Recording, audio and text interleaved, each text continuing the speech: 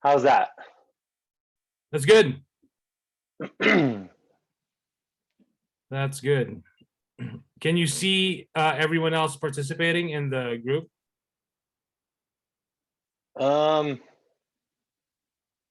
No. I see you though. Oh, okay. That's fine. Should I be able to? I'm not sure. You're using your phone, right? Yes. I'm not sure if it'll let you. But either that's fine. That's okay. I was just curious. Well, I can hear them, right? Yeah. Oh yeah, you'll be able to hear them. And then I'm the only one you can see. You can't see anyone else. Yes, correct. Okay. Yeah, because we do. Yeah. I guess that's also because I'm the only other one speaking. It may whoever speaks, like it may show them as the active speaker. So okay. Yeah. That's fine. Yep. Cool. Yeah, so we're just waiting for Kuya to join in.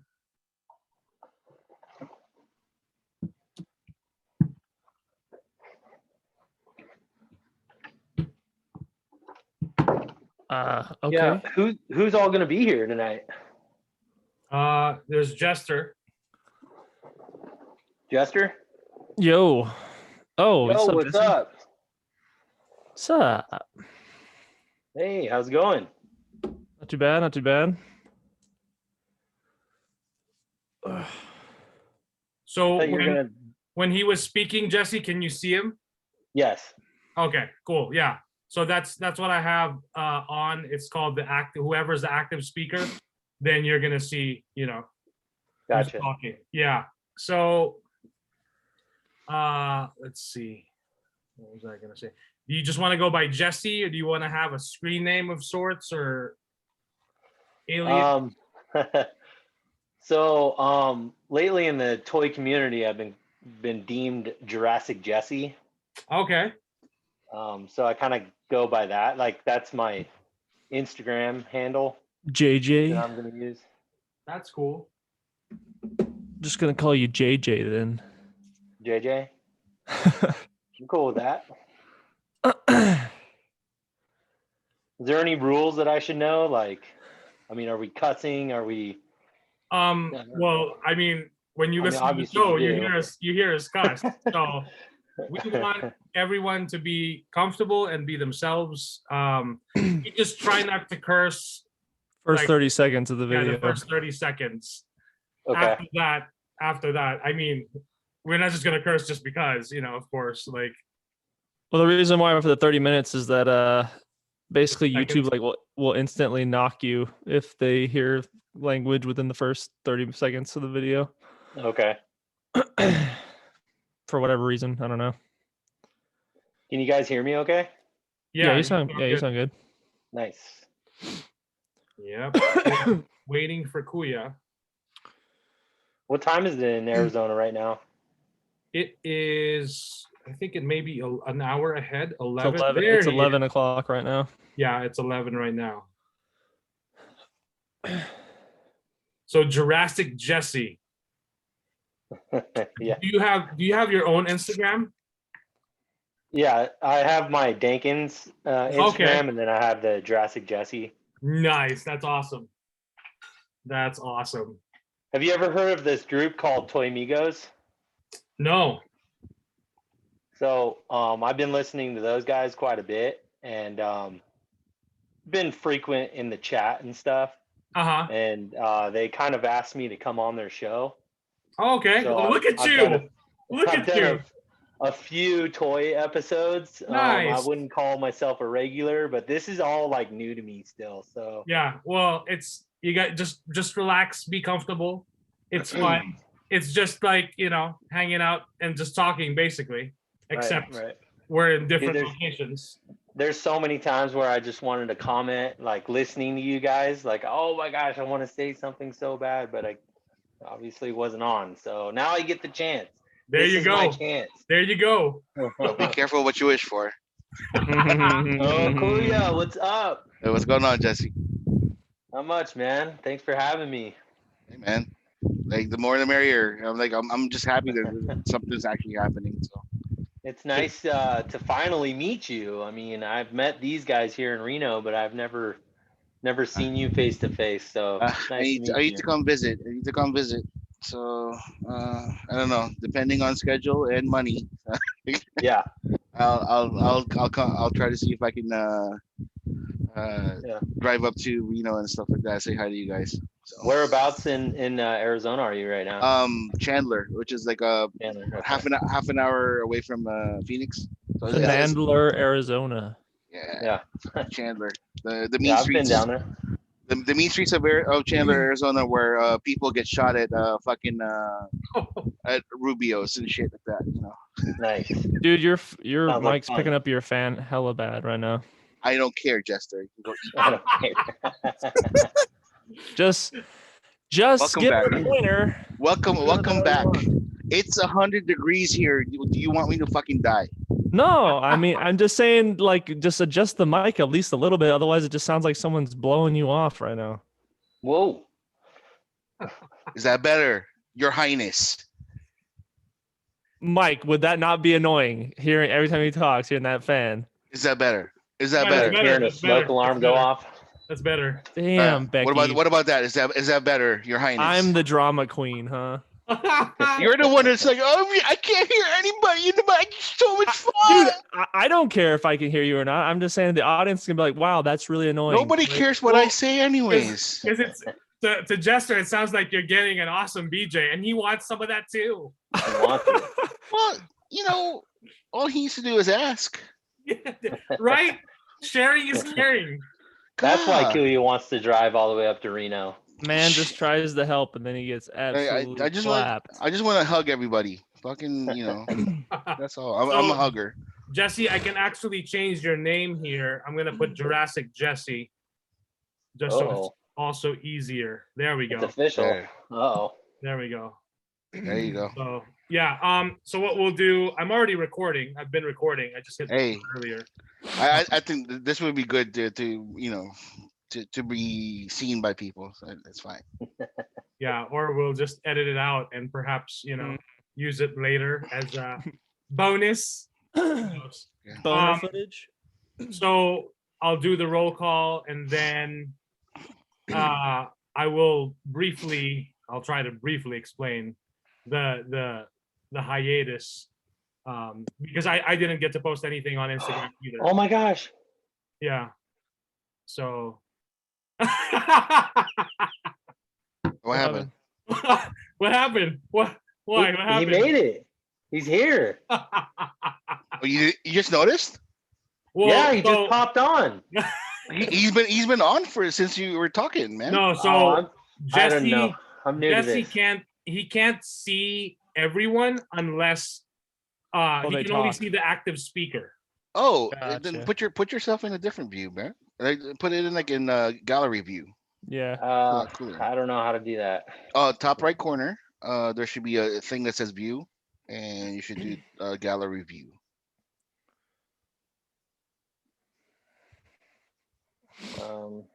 And my top right corner says leave. Oh, I don't think I want to do that. Yeah. Yeah, no, don't leave.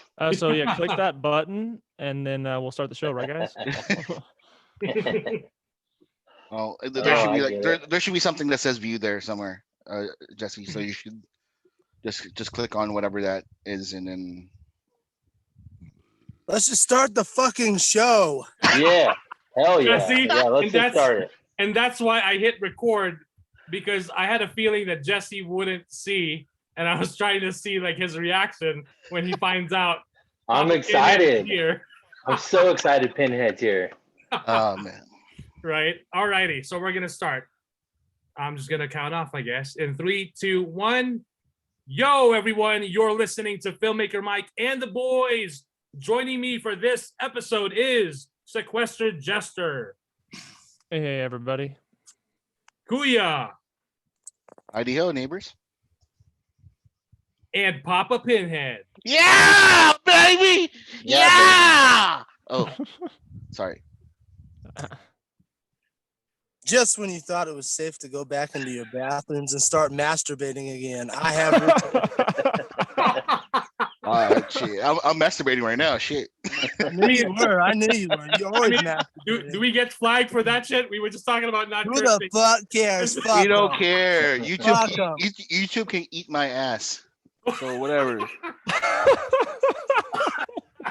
Wow. I'm just glad. If I could get in, if I could get a part of that sugar mama taste, you know, I'd eat Caesar with Jiski's ass. So hey, just drop the bag, bitch. I'm just glad Pinhead's here, bro. That's all that matters to me. Like Dominic Toretto said, it's all about family. So Right. the family's Masturbating in the bathroom. the family's together. So Right. So we of course also have a special guest, and it's none other than Jurassic Jesse. Hey guys, what's up? What's up? Well, thank you for being here. Thank you for having me. Yeah, of course. I don't know what to say, but you know, when Pinhead told me he was ready, he actually told me a few nights ago that he was ready to make a comeback. He said, like, not this weekend, but next weekend.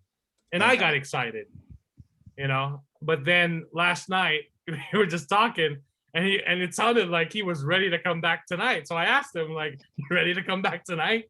Because I'm like, it would make such an awesome, you know, return to form, since we've been briefly, the show has been briefly on like was it like a 2-week hiatus? Yeah. Definitely 2 weeks. Yeah. 2 weeks, but you know, man, for me it felt like a little bit longer than that. Like forever. Right. So, but yeah, I do want to explain to our listeners and supporters why the hiatus. So, my auntie or aunt, I always get confused on how to pronounce it, but in the Filipino culture, it's tita. In the Spanish culture, Mexico, it's tia, but in Filipino culture, it's tita. So I mentioned her a few episodes back. She had stage 4 cancer, and she the family wanted to celebrate her birthday. Her birthday was would have been her 56th birthday, would have been July 26th, so last Monday. So she would have turned 56, but they decided to celebrate her birthday weeks earlier. So this was like 2-3 weeks ago, earlier in the month, in July, and she really wanted to see Fast 9. So I didn't get to attend with them because I had the kids with me, and they're not gonna watch Fast 9 because they're gonna be like, "What is this? It's so loud. There's no there's no cartoons. You know, it's crazy." Anyway, so her request was to watch Fast 9, so I just booked it for them. And then there was basically 20 people in the family who came out and watched it with her. So, yeah. So unfortunately, last Wednesday, not this past Wednesday, but so it would have been July 21st, she passed in the hospital. It really, yeah. But I do appreciate, I do appreciate you guys and the support. I just didn't get to post anything on Instagram. Just you don't because need to with time like that, though. You know right, what I mean? right. And I just because I saw her at the hospital on Monday, a few days before she passed, and then I saw her again on Wednesday, and so she got unfortunately worse and worse her condition, and our main concern for me and Julia was that, and part of the family was that we just didn't want her to, because there was an option for her to receive surgery, but the surgery was very risky. So she got diagnosed with breast cancer like back in 2015, and then they operated on her. They took out the lump back then, but then unfortunately a few years later it came back. So and then the thing with that, like, she didn't mention anything to anyone that she was feeling something in her chest. And then they tried to do radiation and chemo, which is really rough, of course. And then unfortunately the cancer metastasized. It basically spread into her lungs. So there was a tumor in her lungs, and it was difficult for her to breathe. So, and that's why she was on an oxygen, she was on oxygen for a while now. But when that happened, I was just like, man, like, because here's the thing, like with my tita Rosa, I saw her every weekend because she lived with my parents. So every time, like every Saturday night when before we do the show, traditionally, my wife and I, or sometimes it's just me if Julie's busy doing schoolwork, I take the kids to my parents' house and I drop off the kids there, hang out for a bit, and I always see my aunt. Like I'd see Tita Rosa, and she was always excited to see the kids. And then we basically, catch up and everything. So yeah, unfortunately she passed, but on the flip side, it's basically a relief to not see her suffer anymore, because it was really rough. And that's the thing, with cancer, with any type of cancer, really. The early that it's detected, there's a higher chance and hope to treat it and to get care and all of these things. But unfortunately also, there's times when it can come back if you're not careful. It can come back, and of course when it comes back, it's just, you just got to do what you got to do. And unfortunately, that's what happened. So, but yeah, I just basically felt like, man, I need to take some time and just basically we spent time with family, which was nice. It was nice to see some family. And I'm a big proponent and supporter of, there's an actual nonprofit called Fuck Cancer, because basically they stand for Fuck Cancer, and they're all about supporting, and that's why I actually have it on my phone. I have one of those pop-up sockets. So they're basically all for supporting cancer patients and caregivers and families with any kind of cancer. And if you need help and what you should do, how you can actually, help and support people with cancer, and the foundation and all that stuff. So, but yeah, I just want to say, to my Tita Rosa, rest in peace. I know you're in a much better place, and I know you're happy there. And it was nice to know that at least before she went, she was really surrounded by, family, 24/7 at the hospital. Even if I only got to see her on Monday and Wednesday at the hospital, there was a constant stream of family, and the love and support that we got, from family and friends was really something. So, which is always nice to see. But yeah, we're back. Mike, she was the youngest, right? That's the Tita Rosa, right? Yes. So she's the youngest between my dad and their siblings. So there's 8 of them. She is the youngest. So I think, and of course that's of course the part that also hurt the most, because she was basically the baby in their, in their brood of 8. Yeah. But Well, I mean, yeah, that's pretty awesome that you were able to go to the hospital and be with her in those times, because right now with the COVID and stuff, there's a lot of times where you couldn't even go to the hospital and spend your last moments or whatever. So that was very fortunate that you got to go to the hospital and be with her. Right. Yeah. Well, fortunately, usually they do have a limit of how many people could be in the room. But since she was basically terminal and she could have, she was going soon, the nursing staff just said, you know what, fuck the limit. You guys, Awesome. which I mean, traditionally, Filipinos, yeah, you can't stop it. You can't care. stop, you can't stop Filipinos from coming in droves like that. Exactly. There's no way. Good. There's no fucking way. So yeah. But yeah, shout out to the nursing You staff. should learn from Filipinos. Because they Kick did that fucking door down when you need to see your family. Fuck it. Before they're gone, I don't give a fuck about it. Kick the door down. We need to learn from Filipinos. Right. Yeah. But yeah, I forgot to mention earlier, the surgery, while it could have been an option, it was very risky for her. So, and at the same time, we were thinking about it, it's kind of tough, because during the surgery she could have not made it. Yep. And how do you say goodbye to some, or how do you tell someone like, hey, like, we'll see you after the surgery, but what if they don't make it, you know? And I was telling Julie, like, that would be so terrible to you know, say, hey, we'll see you after the surgery. And this could be for anyone, you know? And then they don't make it. Then how, you know, how, like, the guilt and like the remorse of not being able to say goodbye to that person. Like, my God, Right. you know, something. But yeah, shout out to the healthcare workers, especially the nursing staff of Tahoe 7, because they took good care of Tita Rosa, and of course the rest of the family. Like, they were always there. So yeah. But yeah, we're basically back. So thank you guys for hanging in there. I'm wondering now, I'm curious if we even got any, I don't think we got any voice messages or anything.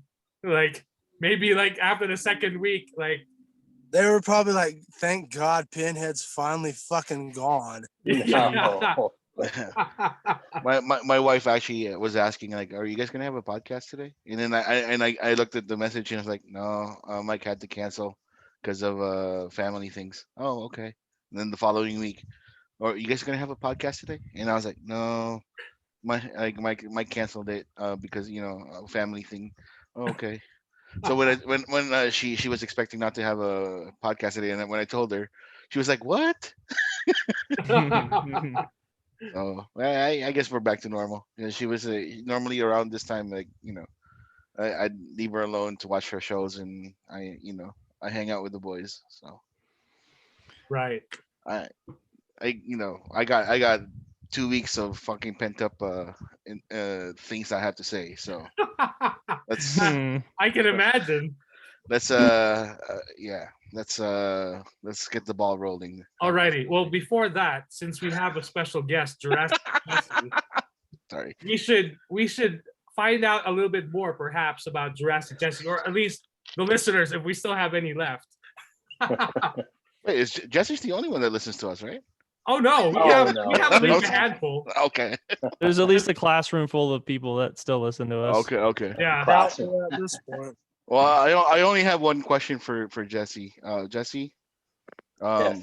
I love the beard, right? Why, thank you. What do you think of The Last of Us 2? Oh my gosh, why would you start like this? That's my question, Jester. Quit Gosh, interrupting. dude. Quit Why interrupting. would you? Oh my gosh. It's a good We thing I can didn't get ask it. about The Last Jedi, right? That's fine. I'm not gonna Oh. go all out and chew him out if he. No, says- I just wanted to ask his opinion on The Last We of Us can 2. get into that. Yeah. But first of all, before I say that, I really enjoyed this show Mm. in particular because of all your guys' differences. And, you know, when you guys disagree on something, that's fine. We can move on, this and that. We agree to disagree. And then when Pinhead kind of left and I didn't know what was going on there, I was really bummed out. I hit Pinhead up and I said, hey man, like, you know, it's okay to like not agree with things or whatever. And what I liked about his perspective on everything you guys talk about is, you know, even there's a different level of not agreeing or how they want to perceive whatever properties it is, and there's a conversation behind it. And that's what I love the most about this show is you guys, you know, agreed to disagree, and then we all moved on. And I loved hearing the different side of things because most of the time, I'll be honest, I side with Mike.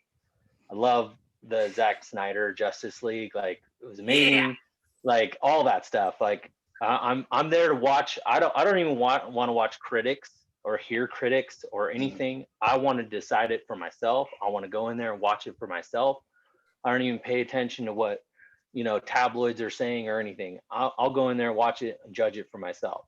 So afterwards, let's say The Last of Us, when Pinhead said, you know, Druckmann is trash and whatever. I really enjoyed hearing what Pinhead had to say about that and why these reasons and all this stuff. Even though I didn't agree with most of it, I still enjoyed listening to the other side. So Pinhead, what I'm trying to say is, yes, I am your fan. I enjoy listening to what you have to say. I enjoy listening to the other side of things to get maybe my head out of the bubble, right? Because we kind of like live in a bubble of like, oh, this is so cool and this and that. Oh, you need to look that, and but hey, maybe that other person doesn't really see it the way you do. And that's what Pinhead brought it to me, was like, oh, okay, there's a whole nother side to this that I didn't know about. So that's what I really enjoyed about like Pinhead's banter on this show. But The Last of Us 2, back to Koya's question, The Last of Us 2. So I pre-ordered that game as soon as I could, because The Last of Us 1 was, I've had some fun games in my lifetime, but The Last of Us 1, I don't know, was on a whole nother level for me. It was immersive. The story was just something I've never seen before. And the fact that you can play it, so you're involved in what is going on, the gameplay, the weapon building, the story, the clickers, first time you see them, it was just something that I've never seen before. So when The Last of Us 2 was announced and I played that game, my wife actually, she does not like video games, but she wanted to come in and watch this game because the story was just so immense, and I don't know, just a whole nother level of gameplay.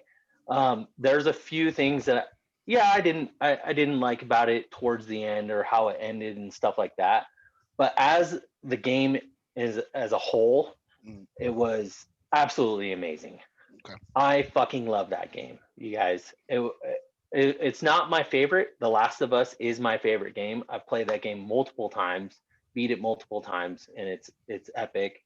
But number 2 definitely stepped it up in a different way, because it introduced Abby, and Abby was, Ellie and them's villain, but you get to play as the villain.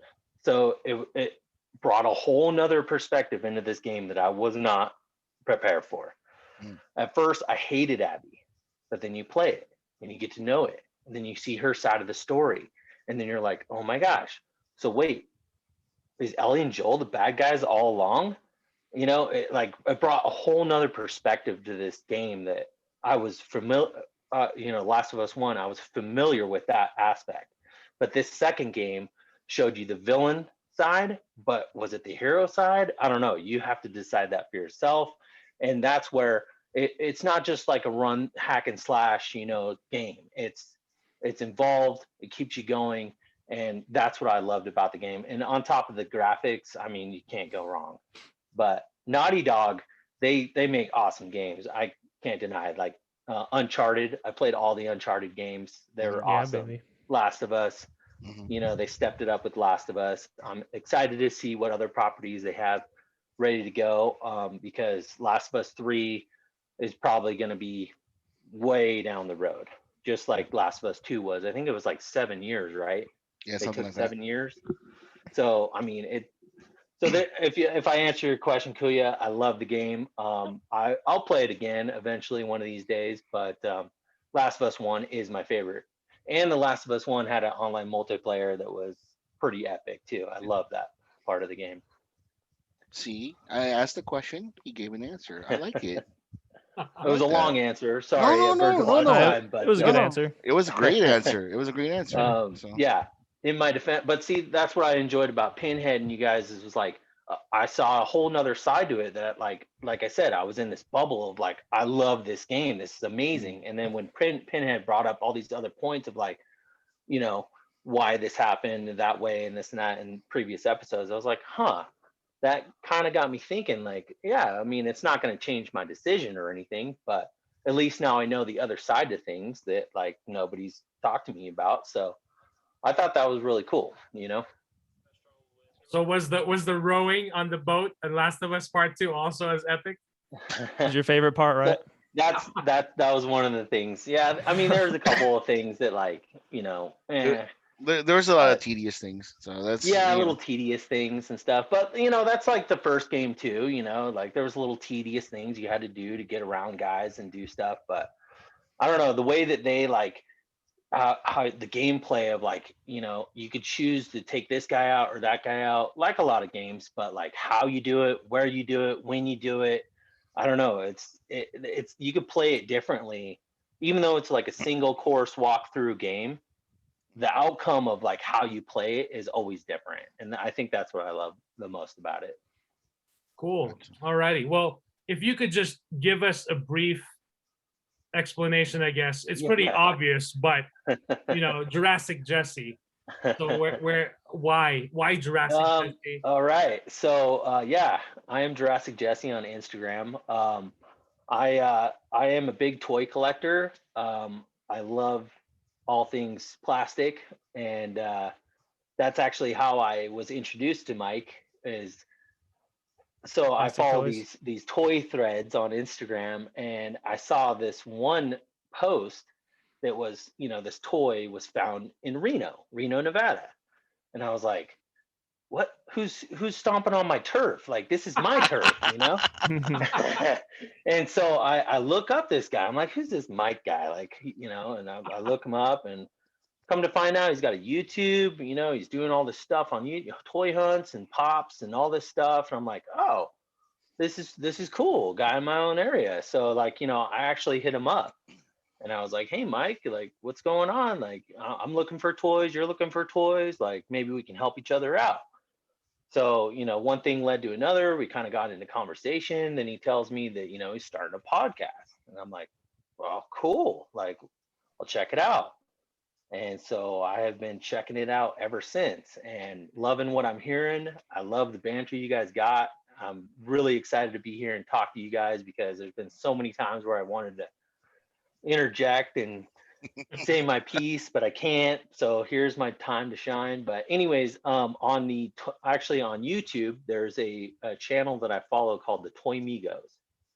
And they're a good group of guys that we talk about toys all the time, no matter what it is. They've asked me to be their guest every once in a while, so I join on there. So if you guys ever want to look up Toymigos, they're on Tuesdays and Thursdays. Tuesdays at 5 o'clock, Thursdays at 8 o'clock.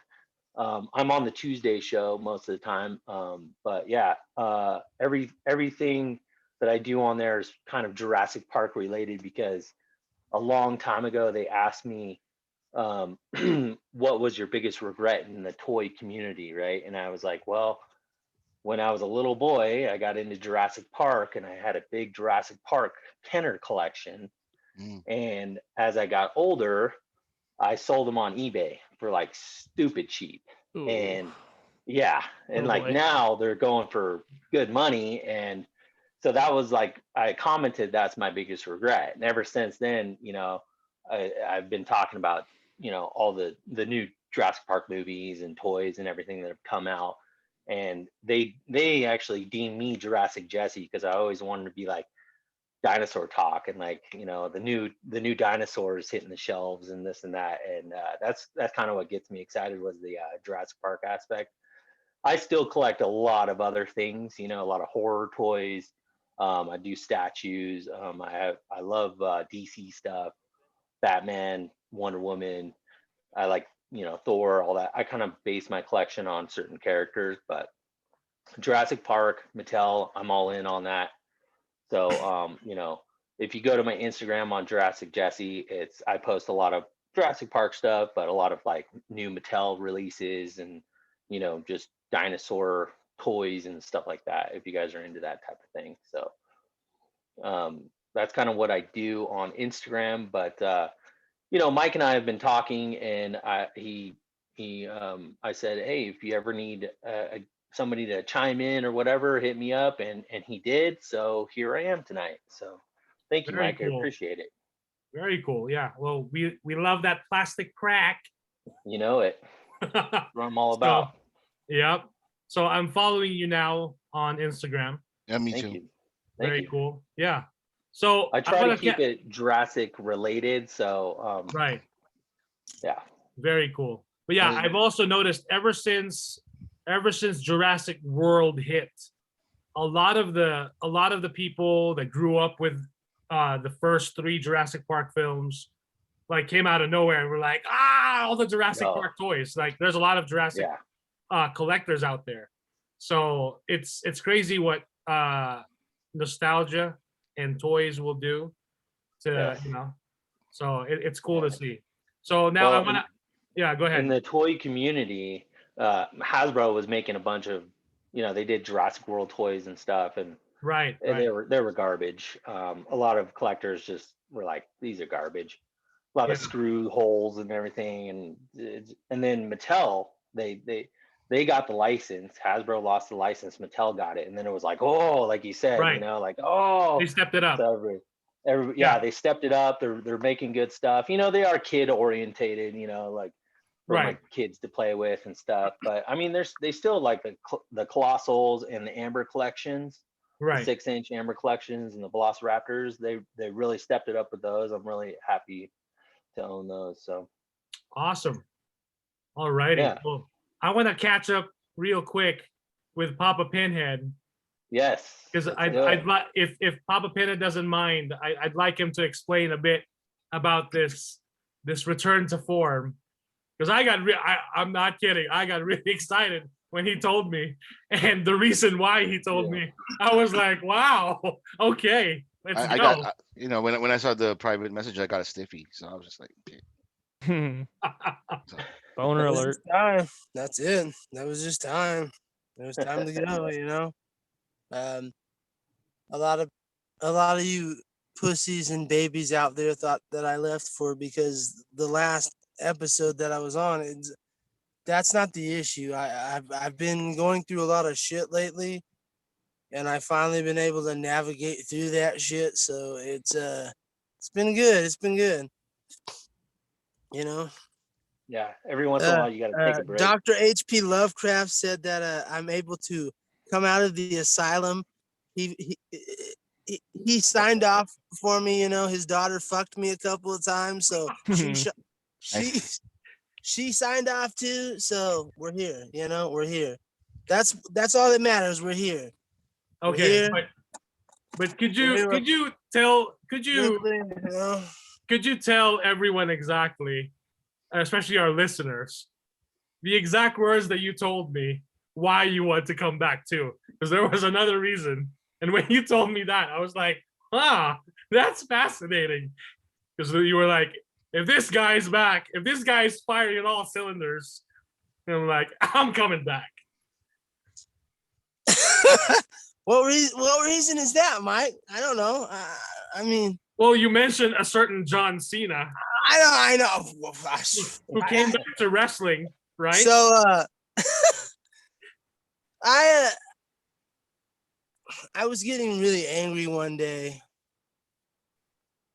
and I was thinking, okay, I'm good. And I I enjoyed these episodes. I was almost never gonna come back here because I enjoyed the episodes, the ones that you slacking ass pieces of shit actually did when I was gone. I was like, those were good, and then. So that I was like, okay, I don't need to do this anymore. And then I started having things that were going on in my life that got better, and I watched a certain pay-per-view. I was triggered by this pay-per-view, and it wasn't because of a certain someone. It was actually because, and I shouldn't even have been triggered by this pay-per-view because I should have known. Because if you go back, and I think I complained about this in one of our podcast episodes about how dreadful the WWE going to Peacock would be. So so Mike brought it up, so I didn't want to do this, but because I'm probably going to get triggered, and we're going to get a Papa Pinhead rant that I don't want to do. So I'll keep this to I'll give myself 300 seconds. And that's more than enough time. That's way more than enough time.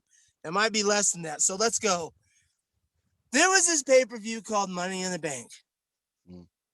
And for those that actually bought the pay-per-view, it was smooth. It was perfect. It was like, having that first sweet taste of apple pie. Let's just say that, poontang pie, as The Rock used to say. Anyway, for those of us who actually paid for Peacock, and like we used to with the WWE Network, where we had no problems, Peacock fucked us all. They destroyed at least 45 minutes of the pay-per-view that we were watching, so most of us were fucking angry and agitated. But miraculously, the last half of the pay-per-view was clear like a shiny day. The whole last match of Roman Reigns versus Edge, it was clear, crystal. And I was so happy. I was like, okay, I'm pissed off. My blood pressure is at an all-time high, but this match will calm it down because I was looking forward to this match. Edge coming back from an injury he should have never been back from, in phenomenal shape. Some might even argue he was in better shape than when he left the company.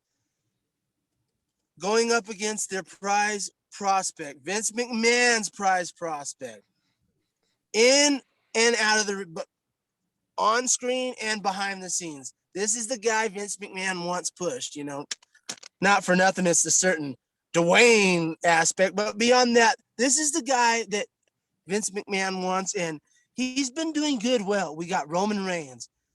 The match was fantastic. And then they threw the curveball in with John Cena coming in to challenge Roman Reigns. And I'm like, all right. This is fate. This is fate. Because if this fuckboy buckethead limp dick, this motherfucker can come back, so can I. So thank you, Jonathan. Me and you are gonna meet soon. I think fate's gonna have it to where this is gonna go into the atmosphere, and Jonathan and me, you and I are gonna meet. Maybe it'll be at the next WrestleMania that you're at, which will be in Hollywood. I don't know, but it's fate. Jonathan lit a fire under my ass, and now I'm ready to go again because this fuckboy's back. So if this piece of garbage can be out in the atmosphere, why can't Pinhead be out in the atmosphere? Fuck him. I'm back. Long story short, I'm fucking back. Be happy. Don't worry. Be happy. Fuck yeah. Thank you, John That Cena. was far too long. That was far too long of an explanation, but it pissed me off because the pay-per-view shouldn't have been like that. So, and then he came back, so I was ready. I'm ready. How much was the pay-per-view? Huh? How much was this pay-per-view? Well, I wish I would have paid like $70 like everybody else did because they got it crystal clarity. It was supposed to be like the $10 Peacock Premium. Right. So So now are I'm you going to saying start that the paying quality more. wasn't good? See, there you go. And that's how they get you. That's how they get you. Because SummerSlam, if you order the pay-per-view, I think that it's going to be a cool $80. Shit. Holy shit. Hey, and people, they're going to pay it. They're going to pay it. Yeah, And right. you know what? They're probably right because us dumbasses, we thought, hey, we're paying $10. Look at these dweebs over here. Like, I didn't look at these dweebs over here paying like $60 for the paper. They won the day. We're the fuckwits. Me, I can honestly admit on that day, Pinhead was the fuckwit because those guys that paid more, they at least got to see the entire pay-per-view without problems. So, man. That was the thing. Joke's on us. Was it just like quality issues, or were they just bombarding you with ads, or what? No, it was unwatchable. It was glitch. It glitchy. So let me. So say something. Like right now. Well, we got a bunch of casinos around us. Why don't we? Why don't you go down to the casino and watch it? Do the casinos order the pay-per-view like for wrestling? I'm not sure. I don't know. I'm not even sure. Usually it's like boxing or UFC. Yeah, usually boxing. Like definitely for the Pacquiao fight. I don't think that the WWE has made it to that upper echelon of like UFC and boxing and No. But I mean, the casinos want butts and seats down there and like drinks Right, ordered. right. So usually they do a pay-per-view of some kind. I don't know. Yeah, Yeah. but Reno's not a pretty Vegas, yes, but Reno, No. they're not a very big wrestling city, so So why in would they bother? summary, Why would they bother? are you saying that Peacock is a no-go? It's garbage, or because I Peacock haven't done is Peacock. a -3 out of 6. Oh wow. It's below an average, middle of the road. There it is. It's complete utter fucking dumpster fire trash. Good Just to like know. the new Candyman movie is probably gonna be. Oh So there you no! go. Don't say that. Oh no. Oh Oh, no! I'm sorry. I love you, Jesse, but it's probably Oh, I gonna love be. my horror, man. I love Candyman. So they didn't do it justice, is what you're saying, huh? I have an inside scoop. I don't know. I heard it was Whoa. pretty garbage. So, You know. so you haven't seen it yet? No, Okay. All right. and I Well, it's don't. coming I don't out know if I soon. want to. I don't know if I want to. Oh. Did you watch a Quiet Place too? Oh, yeah, it was fantastic. I watched it 3 times. Actually, I've seen it 5 now because I actually rented. I'm gonna just buy it now because I rented it a couple of times at Voodoo. So Yeah, I bought it. It's streaming now Worth too. it. Yeah. Worth it. Dude, John Krasinski really stepped up, man. I mean, the first one was really good, but that second one. Oh yeah. and, Oh my and God. just before anybody gets mad at me, they go, "Oh, I know. Hey, Pinhead, you do know it's on Paramount Plus." I get that. By doing that, you're giving it to the corporations. What I've been doing, I'm trying to like counteract that and trying the best give to the people by purchasing it and give to the like I'm trying to Owning get it. more towards the actual, especially since we got Sue happy people at Disney over there. I'm trying to help more actually get, I'm trying to actually help the money get to the people, unlike certain companies. So thank you. That's all I'll say. Yeah. Oh, shit. So I guess we should go right into it because hold on. How many?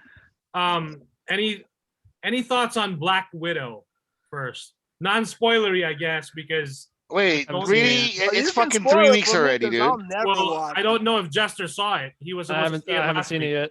I was supposed to see it this week, but I haven't seen it. My weekend's been slammed. Jesse, did you see it? I did see it.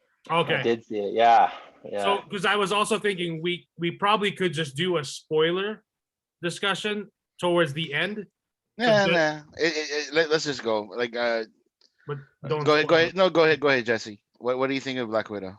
Yeah. So I took my kids with us, which in foresight was probably not the greatest thing to do because they have one of the darkest intros in all Marvel movies so far. Yeah.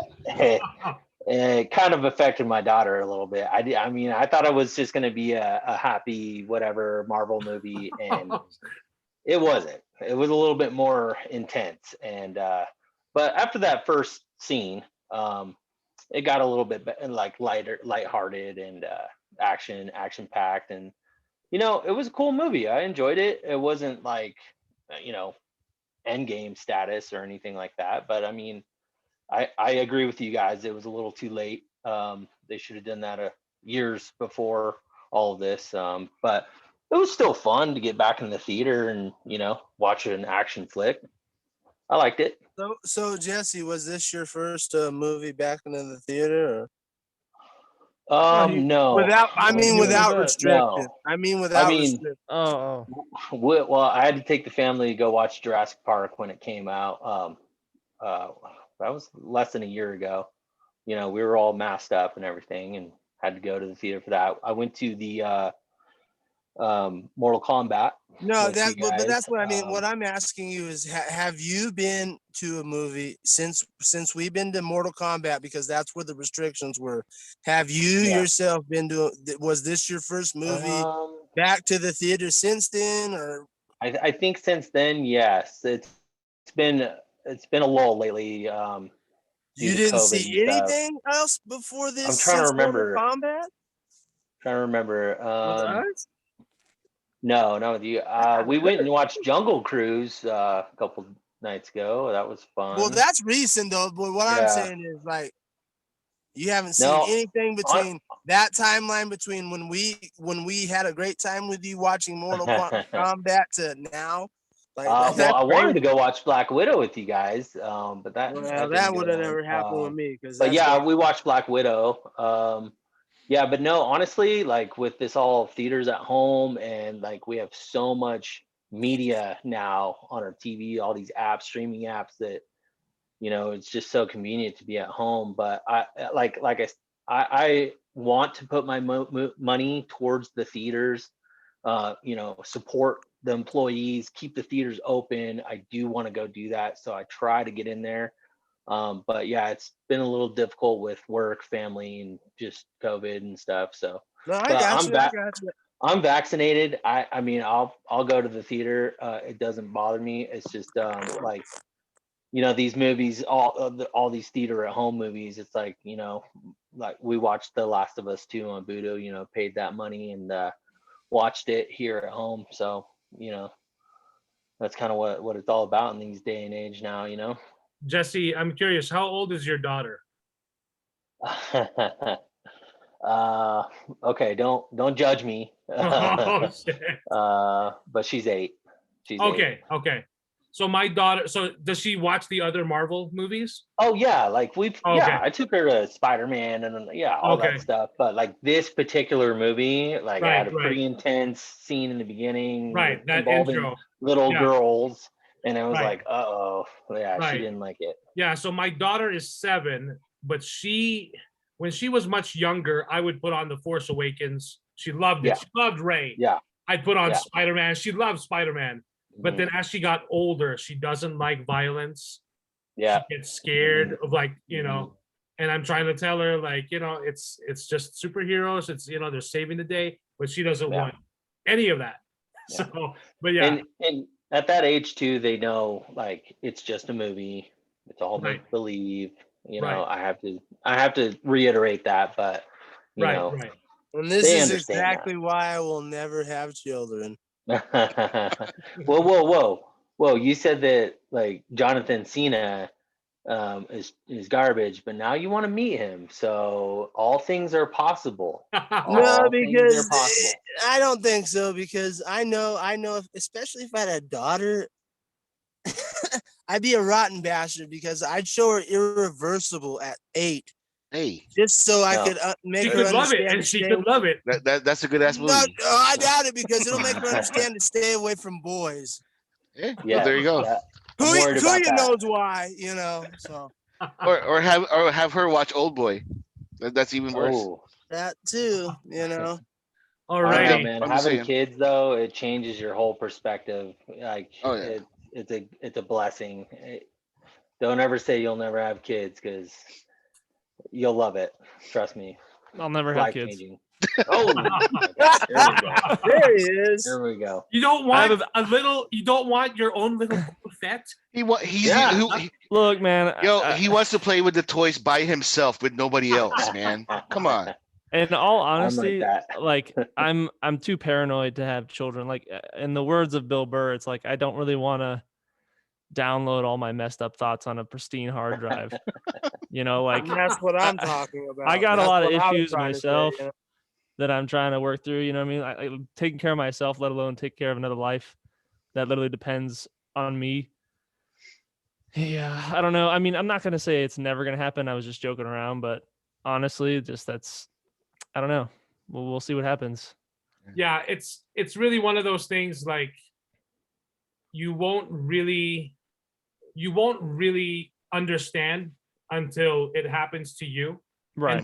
And once your kid is there, like that's your child. Like it changes you. And at the same time, like it's scary. It's fucking scary, especially the first time. Like, what the fuck am I doing? But then at the same time, like it's also exciting and it's like pure joy.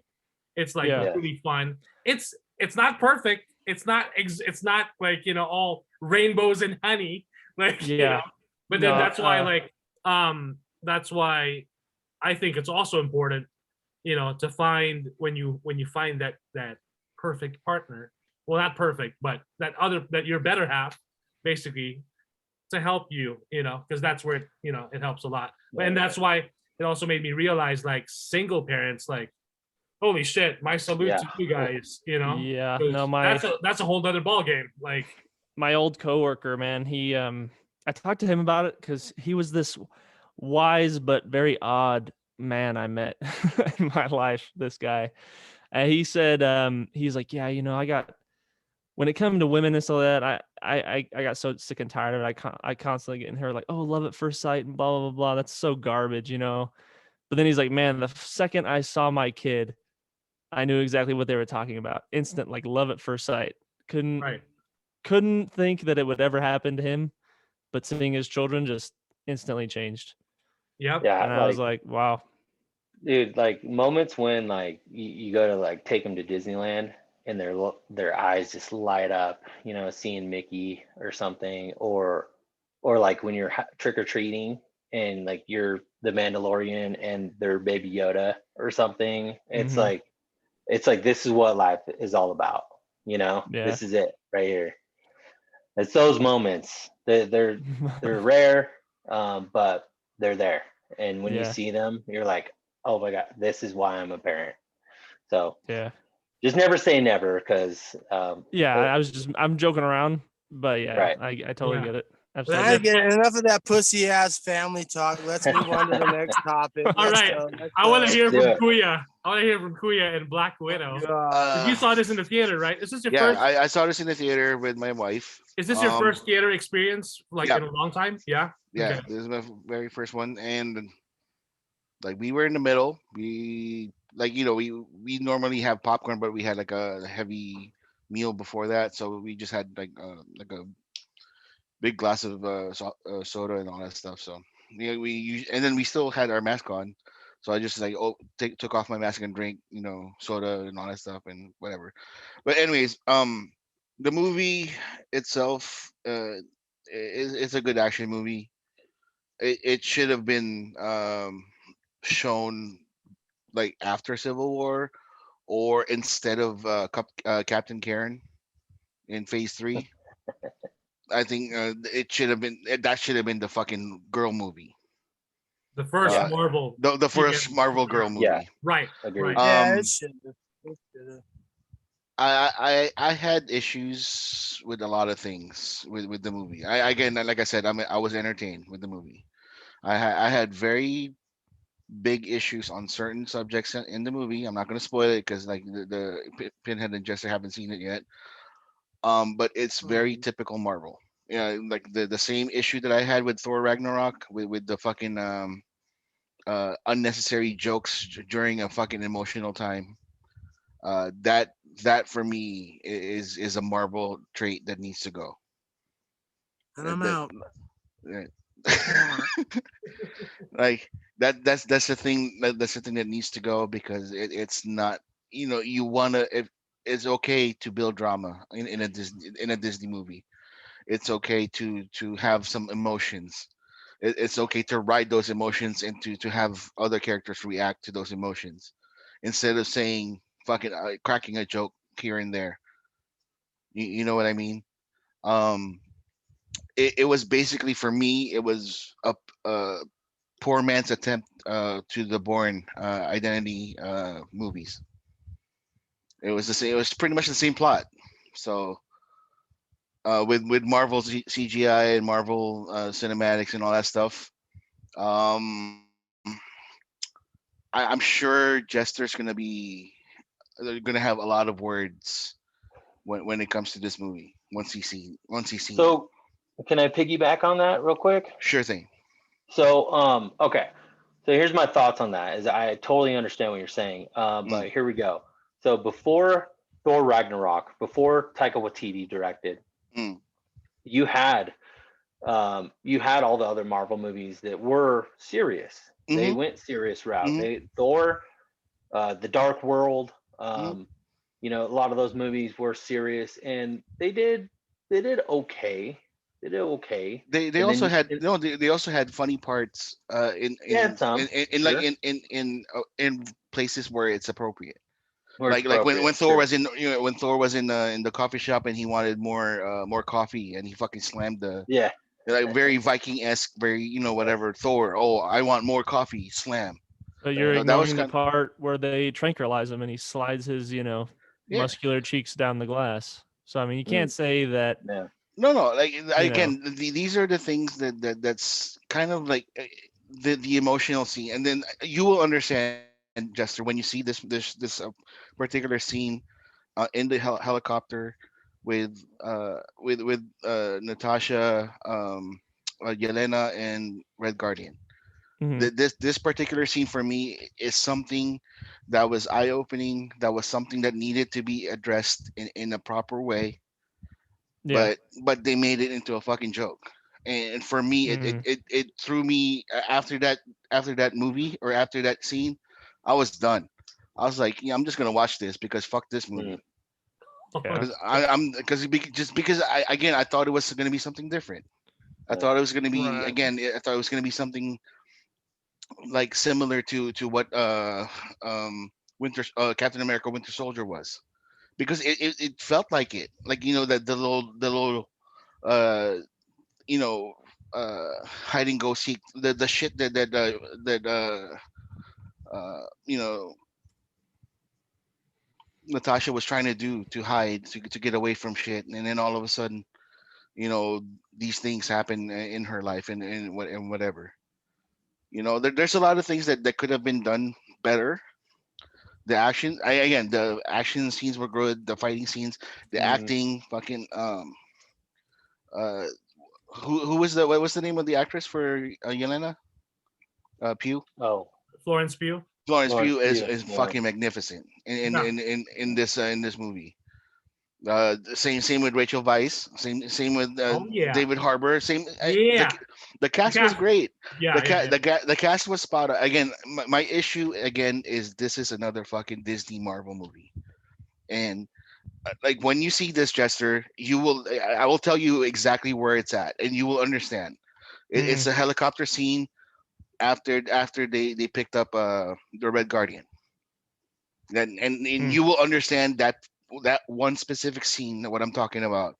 And for me, it's a very horrifying, very revealing, very traumatic experience for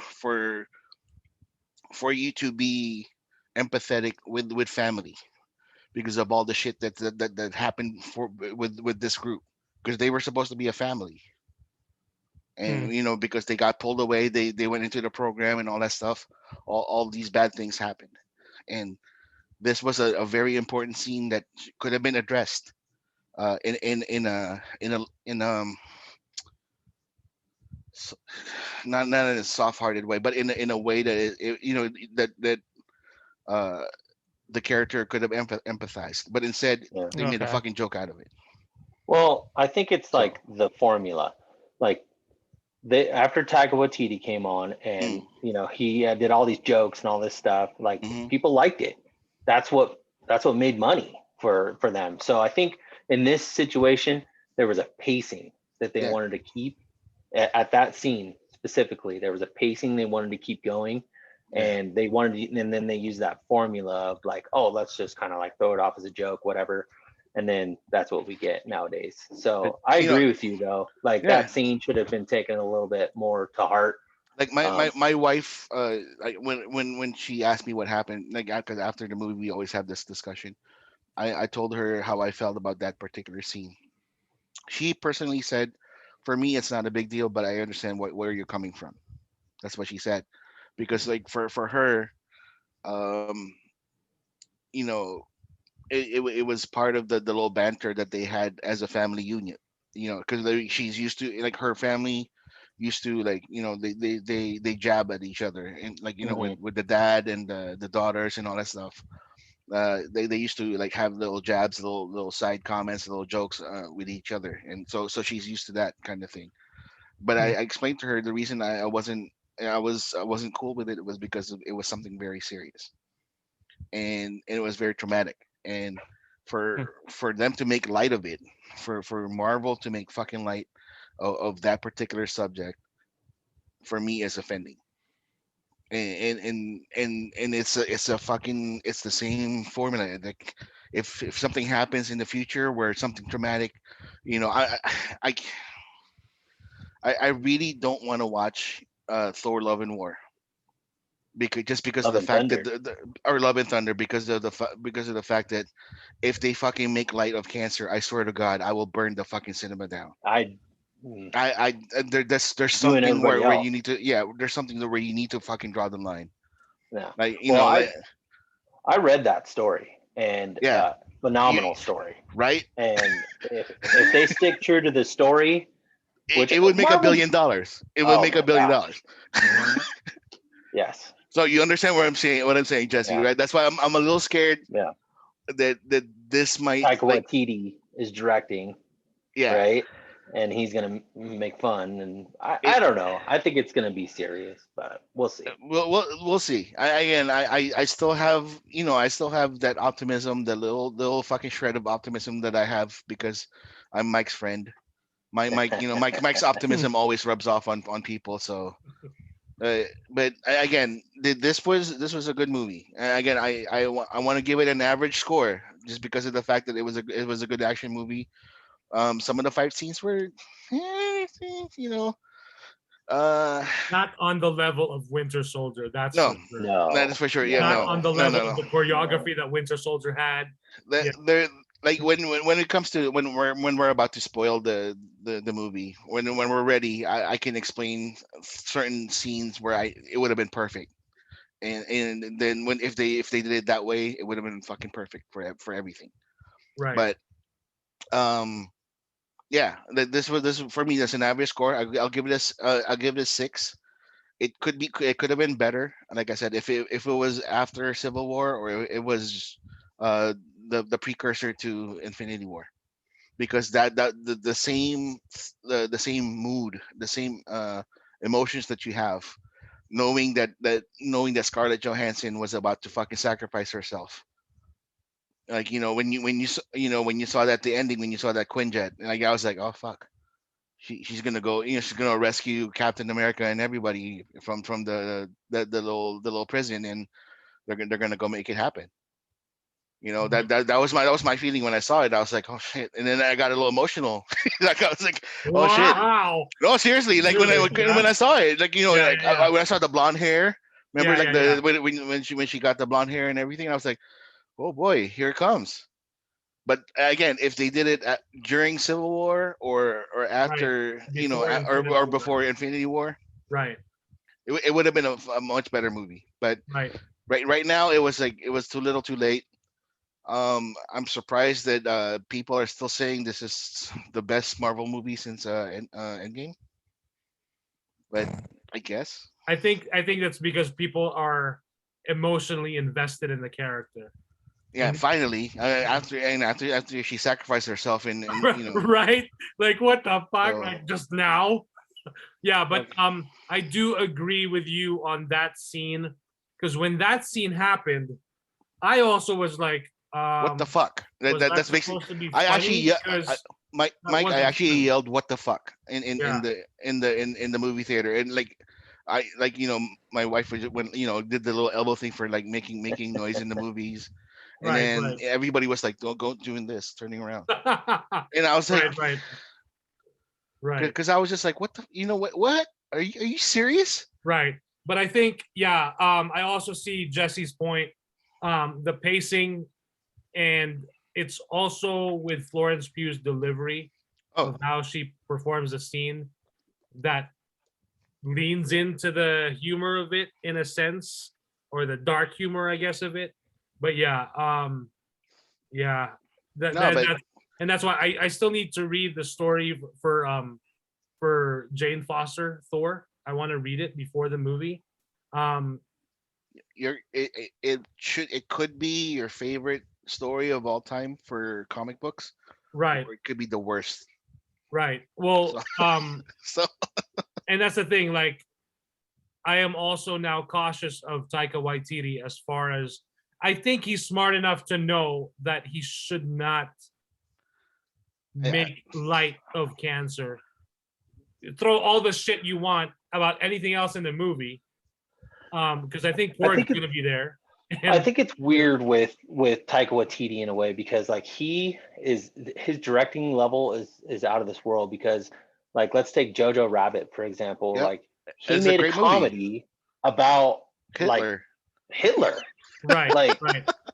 and it was a good movie. Yeah. And Yeah. there was jokes and stuff, and it's like I don't know. So I feel like yes, cancer is a very serious subject, and we need to take it seriously. But I think Taika Waititi could do it in a way that wouldn't offend. You know, I don't Right, know. right. I'm really interested how it's all going to play out. Yeah. Oh yeah. I'm definitely interested to see how it does as well, because we're also gonna get Star-Lord in there, and I think some of the Guardians are gonna be there. Guardians of the Yeah. Galaxy are Mhm. gonna be in there as well. So yeah. Alrighty. I guess we're ready to move on from Black Widow to another Marvel property, the most recent Marvel show that just wrapped up, Loki. Did everyone get to finish it? Yep. Yep. Yeah. Yes. Pinhead? No? Okay. So I guess we're not gonna spoil it for Pinhead. But you're already on episode 6, right? Just I'm on no, I've almost finished episode 6, so just let's Okay. I was bored by it. Just spoil it, please. Okay. Spoil it, Okay. spoil it. Okay. So But I will talk about it. Huh? I will talk about it, but spoil Okay. it. Cool. Yeah. So Loki, we got 6 episodes, and on the 6th episode, finally, unlike WandaVision, where everyone was like, every episode, Mephisto, and we didn't get shit. And then for Falcon and the Winter Soldier, which is pretty straightforward, but also fantastic. For Loki, we actually got our first introduction, not exactly Kang the Conqueror, but He Who Remains. And there was AKA Kang Kang the Conqueror, which will be a much worse variant of He Who Remains. I gotta say, that scene, that was fantastic acting from Jonathan Majors. He is a fucking tour de force, man. Oh Yeah. my god. And this is just, for me, he got me with this is characters just, it's one thing to see like all out action and fighting and all that stuff, but the dialogue and seeing this, being introduced to this character for the first time, and just a variant of this character, I think sets it up for something really fascinating and interesting. But yeah, there was a point there where Loki is trying to stop Sylvie because he thinks like, hey, what if he's telling the truth, and there's really much worse than what's already been established here. What happens then? And then there's a part when He Who Remains says, we've just passed the nexus point, or we've just passed the point of no return. They're saying that coincides exactly at the same time that Wanda, when Wanda accesses the what's the name of the book? The Darkhold or something? Yeah. Yeah. So that's when she accesses it, I think. Or she starts connecting to the multiverse. Something like that. But there is a video where they basically they stitch those two videos together, and you see exactly his reaction at the same point. So you can easily YouTube that. But I was really pleased with Loki, and the fact that we are getting a season 2, and just to the point where when he comes back to the TVA, he thought everything. Well, Sylvie, of course, pushes him away, or distracts him with a kiss that a lot of people thought was unnecessary, and no one really wanted it. No one was really asking for it. Much like, I don't know, I think like Kylo Ren and Rey in the Rise of Skywalker, when she kisses him, there was of course the Reylos who were like, yes, and there was a bunch of fans also, and people were like, why? I mean, Han or Luke and Leia kissed, so that's not really a problem in the Star Wars. That's Right. not even close But to then- the same, dude. But then let's look That's at still the same cringe, bro. But then let's look at this No, it's chronologically. not. Let's look at it chronologically. And Empire Strikes Back, no one knew, and even George Lucas hadn't even planned it yet, that Luke and Leia were related. So Luke and Han were supposed to be like competing against, the princess, even in A New Hope. God. So it's set up there. So when you look at it that way, God. it's different. So right? Okay. Any Right. thoughts? Other thoughts on Loki? I think it I think it was good. I think it was the best one of the three shows that they did. Primarily because it was just crazy different. There was some things that I didn't like. I didn't really like Sylvie's, I don't know, quote unquote decision at the end. It kind of, I don't know, it seemed odd, but I guess it was the best they could do considering that they were having Loki do a really good character change, which I think is, I like that his character has gone through this kind of crazy change. Although I still think it's very strange that, he fell in love with himself in a weird way. It's very low-key to do that. It's very low-key. It's very perfect. I know, but it's still weird, dude. I just couldn't stop thinking about it, and it's like, oh, this is kind of just weird, man, but whatever.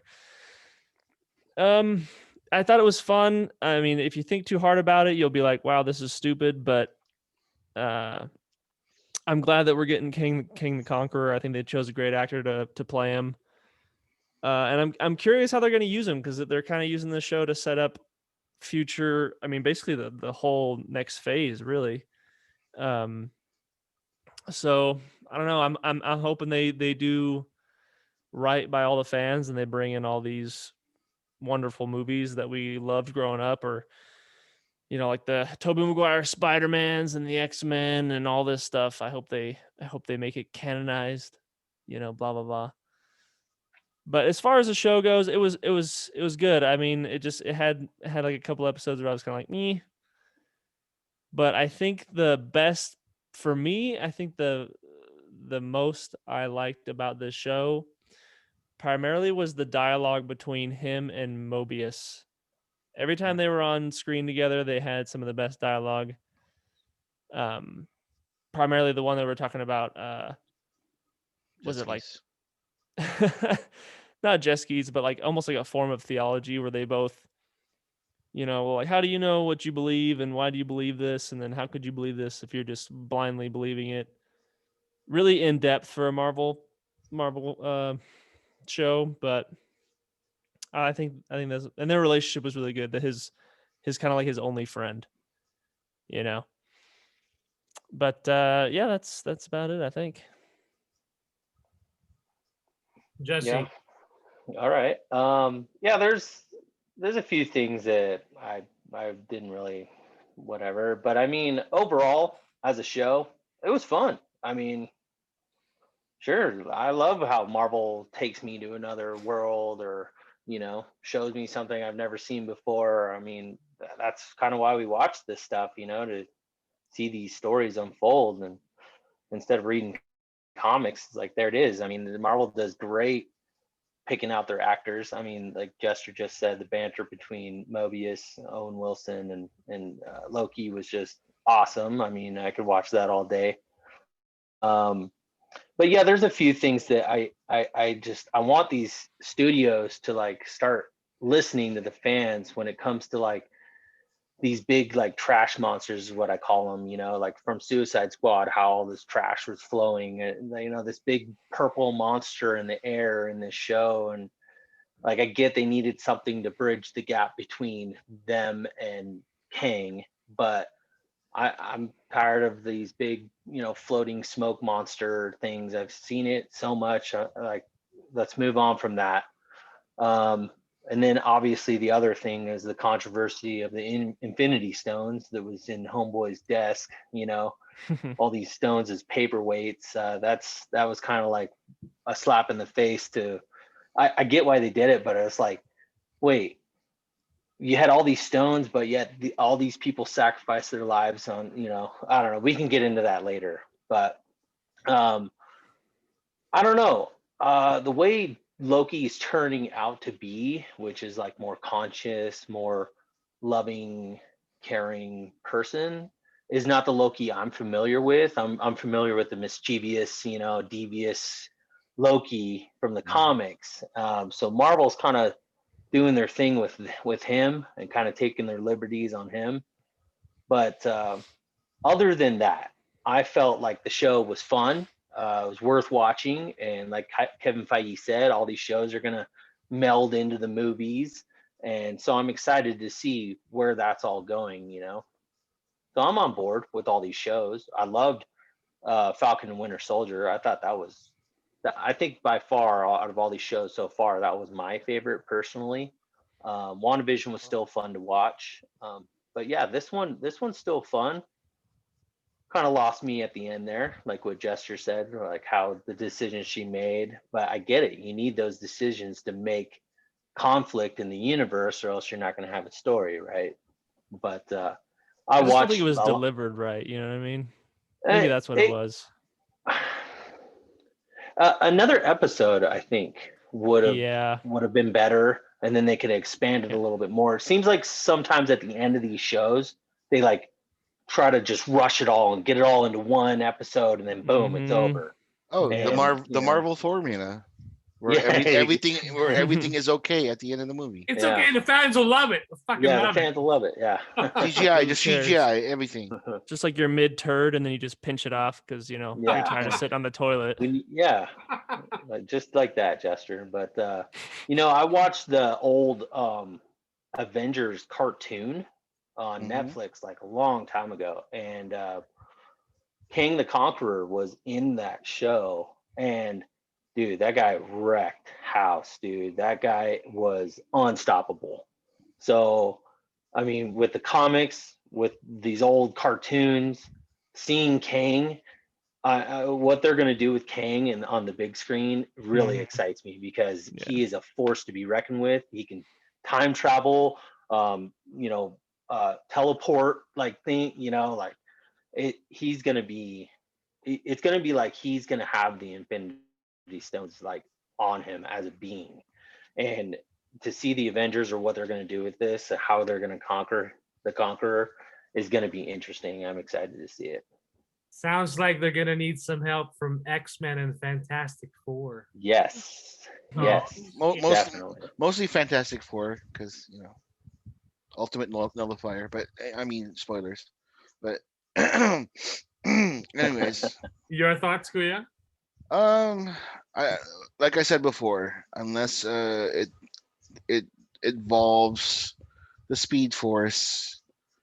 Unless it involves the TARDIS or the DeLorean, time travel is lazy writing. This is very entertaining. This is very entertaining for me. I was trying to find out where they're gonna go with this. I thought they were gonna go patch up the fucking holes, right? The little plot holes that they all had and all that stuff. That was my. I thought they don't care about that. Like I thought it was gonna be that, like he's gonna go on adventures and like patching holes on these things, and we're gonna see snippets of like other movies, and then like he fixes him and all that stuff. That's what I thought the show was gonna be about. But it all became a Loki fest, because Loki is fucking Loki, and and everybody loves good looking, kind hearted gentleman Loki. Instead of the mischievous asshole that he is in the comic books. So, I agree with you, Jesse. Like I miss the Loki in the comic books. The one that fucking like just causes trouble. The big horns. Oh yeah, he's the one that causes a whole lot of trouble with everybody. This Prince Zuko fucking redemption arc thing that they're trying to do with him is kind of boring. Average middle of the road type of thing for me. Middle of the road.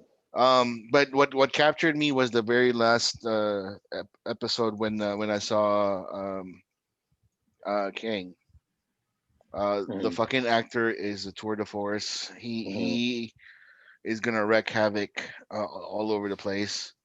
I hope, and this is what I hope. I hope he remains to be a villain for a long time, because Marvel is really good at killing off their villains for no fucking reason whatsoever. Oh, if they keep him long enough, like Thanos, they keep hyping him up. That'd be kind of cool. This guy is worse than Thanos. That's Jester. what I mean. Like he needs to have that hype. If you think the Infinity Gauntlet was bad, like wait till you see what Kang is actually capable of doing. Right. He is by far like worse. Like it's almost near Dark Side on how bad he is. Ooh. And I just can't. I'm excited. Again, this is gonna bring up Doctor Strange. This is gonna bring up the Fantastic Four, which I'm fucking excited about, because those four deserves a fucking great movie. And as much as I rip on Marvel and Disney for making shitty ass laugh it up dick jokes here and there type of movies, I'm sure they're gonna make $1 billion with if they do Fantastic Four. It doesn't matter to me. I just Fantastic Four deserves a fucking great movie, like a great movie. So I truly hope they do it right. So you didn't like Rise of the Silver Surfer? I got entertained with the both of them. Yeah. I Jessica like Alba for him. Come on, it's Jessica Alba, bro. I know. There was Galactus for me. That was like, I know when I saw Galactus, Cloud. He was like a smoke monster, right, Jesse? God. Yeah. That was the one I was like, how is the Cloud gonna eat the planet? Gigantic fart consumes well, the he's planet. gonna fucking suck it up like a fucking boba. You know what I'm saying? And Jesus Christ! And I'll tell you this, man. Marvel is gonna knows all this, all the complaints, and they're gonna take it to heart. And when we see that Fantastic Four, dude, we're gonna see a Galactus like we've never seen before. I want to see a fucking guy dressed up in the Galactus costume. I don't even want CGI. I want a fucking costume. I want somebody like wearing that, and then there's like a miniature world, and fucking let me eat this shit. That's the Galactus that I want, man. Yeah. Silver Surfer comes out of his butt, and it's just a whatever. perfect combo. Doesn't matter. Oh yeah, it's gonna be great. Galactus should be played by Peter Dinklage. He's already the dwarf in the Star. I mean, Josh Brolin played Thanos, and he played fucking Cable in Deadpool too. That's true, I guess. We don't have enough actors who can play. And Captain America is fucking Johnny Storm, bro. Yeah. That's true. How are they going to explain the multiverse? That's gonna be a funny one. So that's gonna be a funny one to explain. Again, Loki was entertaining to say the least, but again, time travel is lazy. Is lazy script writing. Unless you involve the DeLorean. But what about the TVA? Is it not in the comics? It is in the comics. It's more entertaining in the comics. They're just what are they just like the cops? They're just like whatever. Like just that's it. You violated this, and you're gonna get fucking, you're gonna get stabbed. Yeah, you're gonna get pruned and shit. Like no. Like the Mobius in the comic books is far more entertaining than Owen Wilson was. Oh, so like these that's not very McQueen.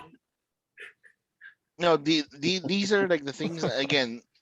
They're trying to grab like little bits and pieces of things that will unite the Marvel universe into one. That's why TVA was there, so that they can reintroduce Kang, they can introduce time travel, they can introduce the Fantastic Four, they can introduce multiverse, they can introduce Doctor Strange, Scarlet Witch, all of these things.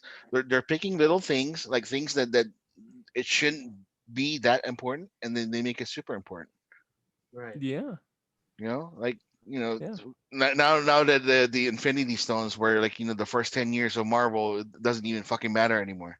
Paperweights, This is bro. paperweights. Yeah. I was like, really? Like on the first episode, I was like, what the fuck?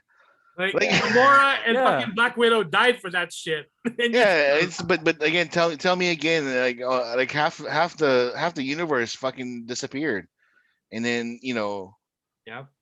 I was just like, wow. They pissed Oh, it it in didn't matter. Areas. No, it Yeah. didn't matter. Oh, and This then is that guy's the best. and then the fucking Eternals doesn't show up because they don't want to interfere Yeah. Until Oh. now. until now because phase 5 because they're needed.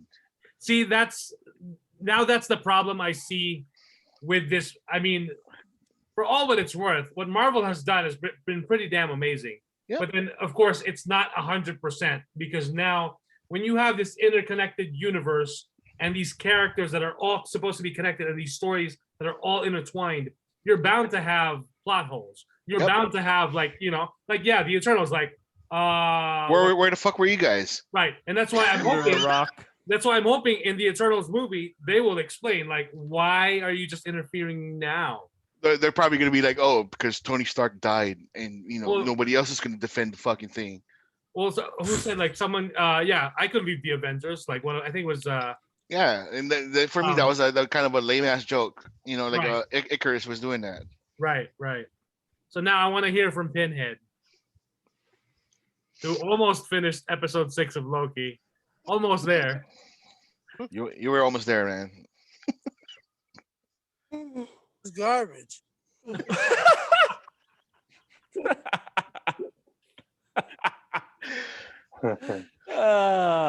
We forced him to watch Loki because he said, I don't want to fucking watch Loki, dude.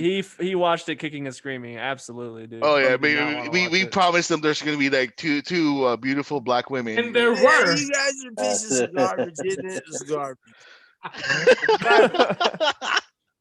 Fuck Loki. Here's my review. Fuck Loki. Fuck Marvel. Fuck Disney. Fuck the fucking whole lot of you. Fuck it. And a partridge in a pear tree. There you go. There you go. Oh boy. I'll Alrighty. be nice. I'll Good be review. nice. This is 2 out of 10. There you go. That's pretty Okay. good considering how he usually rates stuff. Right. So, I wanna go off from Marvel a little bit and talk about Please another big do. movie, Please do. another nostalgia trip that seemed to do well at the box office. How so? A little movie called Space Jam. Oh yeah. So, well, as far as Space Jam, a Goodbye. new legacy. Don't forget, it's a new legacy. As far as that, so Space Jam was released the week after Black Widow, Mhm. and it dethroned Black Widow from number 1 at the box Yeah. office. So, which will also lead into our next discussion, going back into the Marvel universe, because, so Space Jam, a new legacy. So we watched it, and I've already shown the original Space Jam to my kids, which they thought was entertaining, and I've introduced them to the Looney Tunes. They like the Looney Tunes, but they're, of course, my kids are like, they're oblivious to Michael Jordan, like, oh, basketball player, cool, And this new Space Jam, my daughter Leanna the other day just watched it again, and she loves Lola Bunny. So, and I told her, watch the old Space Jam, Lola Bunny's in it. And she's like, no, I want to watch the new one. And I'm like, okay, interesting. So it's fascinating that it's, of course, targeted towards kids, families, and it's trying to get that nostalgia. But I guess you could even compare the acting of Michael Jordan with LeBron James. But LeBron James acting, Kuya said it best in our group chat. What did you say about LeBron James acting? He did better acting on the court than he did off the court with that one. Because like he and on the court he'd be flopping like a motherfucker, and he gets all the fouls. And really showing like emotion and all over. That one game against Phoenix when Chris Paul, somebody who's like 6 foot tall, 100 165 pounds, Right. bumped into this 6'8", 100 or 256 pound motherfucker, and he was flopping around like somebody hit him with a fucking stone mallet in the face. He's a He was soccer player, dude. like Of course he does that. 80 seconds. He was flopping around for 80 seconds because he got bumped. All right, and then like I saw this because again I wanted to watch it just because I wanted to say something, and I got something to say. All right, this movie is for kids. Is directed for kids. It's not for me. I the reason the story behind Space Jam, the first Space Jam was to bring back Michael Jordan to come back because he retired for reasons for personal reasons because his father got murdered and he wanted to play baseball. And the thing when that gangster character like, attacked in Looney Tunes and they wanted to play basketball or whatever, that's when Bugs Bunny recruited him. This one is the complete fucking opposite. It was all about it's about like fucking dick stroking LeBron's legacy and all this shit. Oh my god, the number one fucking social media guy, LeBron He's James. the king. He's the king. He's the king. He's the whatever. All this shit, right? All Are you this. serious? It was all about him. It's all about him. It was all about Well, him. Oh my! Hold on. What? You're missing a little thing here. No. So, Algae Rhythm, the villain of the movie, played by Cheadle. none other than Don Cheadle. Don Cheadle, who I think deserves a nomination for this compared to his 90-second sitting down in Falcon the Winter Soldier, and he got nominated for an Emmy for that shit. He was actually a good villain in this. So Algae Rhythm is the Warner Brothers algorithm that noticed LeBron James because he's got a huge social media following, and he's basically like, and then that's why he's like basically a king because he's got a huge gonna rule social the media world. following. He's got a lot of fans. There are a lot of inside jokes to LeBron leaving teams, which I thought was funny because he was okay with him poking fun at himself. I was entertained with the cameos and the different worlds in the serververse. That was fun because we got to see DC World and Gotham. The serververse. Well, hey, it's everything's a verse now, a universe. Come on. Yeah, okay. You gotta connect it with the kids. I like the fact that they connected video games for the Gen Z, or what's the next generation after Gen Z? No, what are they? Generation Apocalypse. Yeah, I thought that was fun. I can see how kids can easily enjoy this movie because it really speaks to them. It connects to them. The video games, the basketball, lots of fun cameos and Easter eggs. Steven Yeun, I was like, what the fuck is this Steven Yeun doing? Like, there's some cameos here that just like did not make sense, but whatever. But as Kuya mentioned, the story of the original Space Jam is far better to that. But I do like the moral, the family story here, and the father-son relationship. Nope. I see that, and I do appreciate that because it,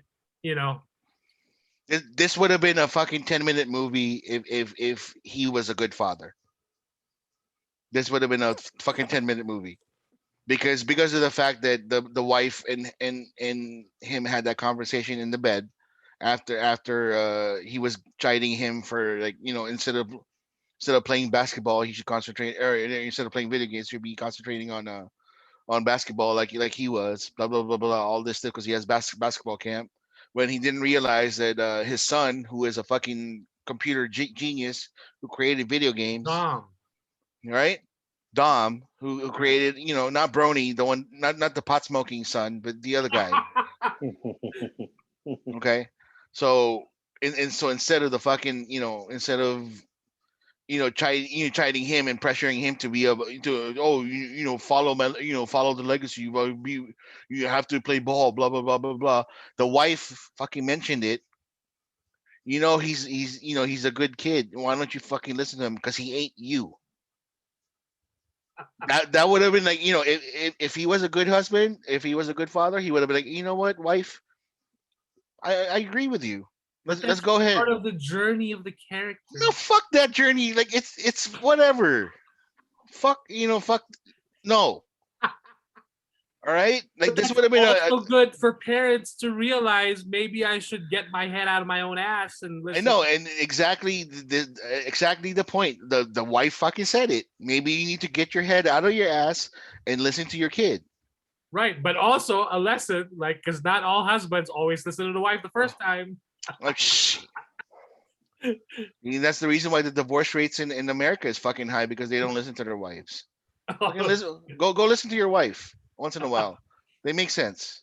Jesse, any thoughts on? Have you seen Space Jam: A New Legacy? We did, yeah. We also have HBO Max, and yeah, we watched it the other night. It was fun. It was a good movie. I mean, I'm not gonna say it was a good family movie. Right. I enjoyed watching it with my kids. I don't believe we've watched the original Space Jam with the kids. But oh my yeah, God. I'm gonna have to. Well, I think I messed up You have because to rectify that. you already watched it before this movie. Now they're gonna watch that movie and be like, it's gonna be so dated, and they're gonna be like, what is this? Effects? Yeah, I messed up at that, but I mean, as a whole, I mean, it's just supposed to be visually entertaining. Like, there was so much CG in this movie; it was kind of hard to differentiate the, like, when they're moving on the court and like all these monsters. It was kind of weird. But the one thing I do remember is my daughter during the movie was like, who is that clown? And LeBron she's James? like, he's scary. Pennywise. Yeah, Pennywise. freaking Pennywise was in there. Yeah, like, Pennywise. Oh my gosh. Like, so the nun. I get it. Yeah, Valak was there too. The I don't nun. know. I don't know. I don't know if you. And I think the guys from the Clockwork Orange are in the background. Yeah, they were in the background. Are you too. serious? Yeah. They were Yes. Yeah, and that's why for that alone, the Easter eggs, you got to see it, because Arnold Schwarzenegger's Mr. Freeze, not Arnold himself, but the exact Mr. look. Freeze.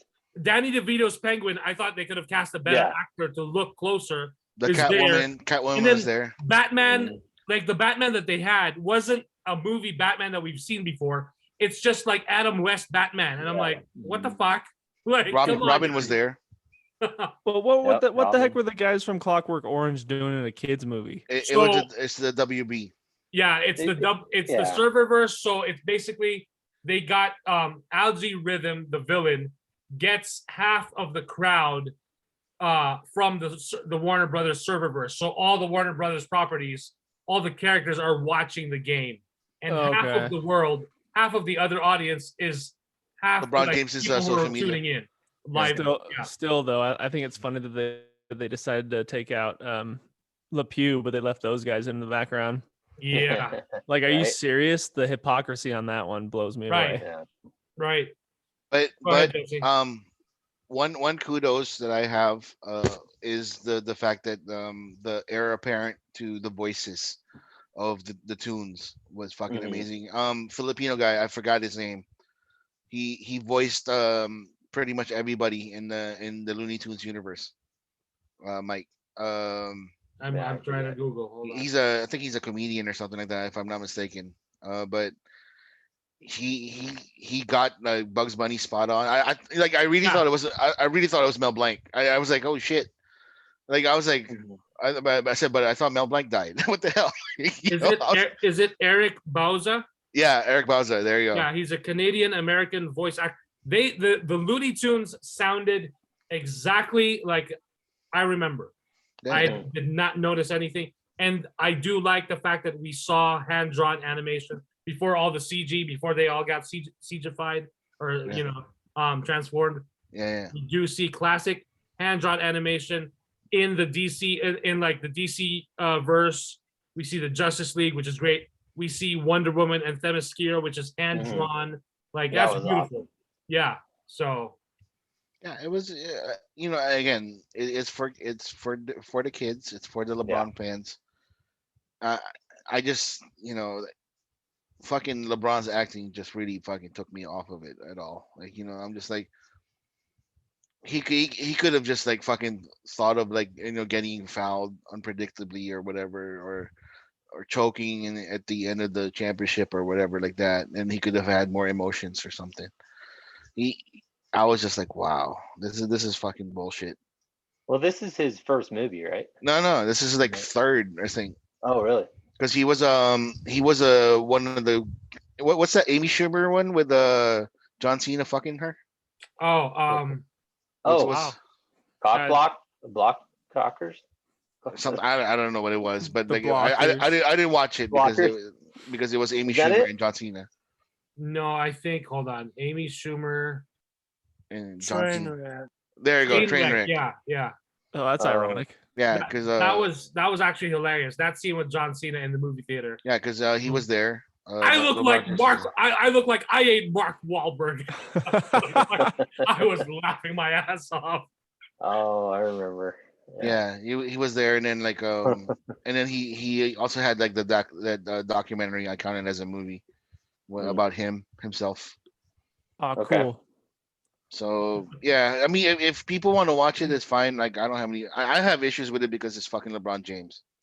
That's why I'm not. Honestly, that's why I'm not watching it. I think the guy's that's the if it was like if it was if it was Steph Curry, I would have been like, you know what? Yeah. Oh yeah, absolutely. That would have been like a fucking I was like, oh, that's not a bad leap. Like Space Jam 2, Steph Curry. Yeah, I'd buy it. And cool. He's kind of funny like in his social media anyways, but they need a bigger character. Yeah, well, I was telling Pinhead, I feel like we could have gotten a Space Jam 2 years ago with Kobe Bryant. Yeah, that would have been cool. So that was a missed opportunity. I don't know what happened there. Rape charge, kind of. Well, that's kind of sort of Before that, because that was, what year was that? That was prime Kobe. Was it? Never mind. Yeah, that was but like father time, like fatherly love. Kobe was years after. That charge actually changed the man to be a better person. So you gotta give him props for that. Right.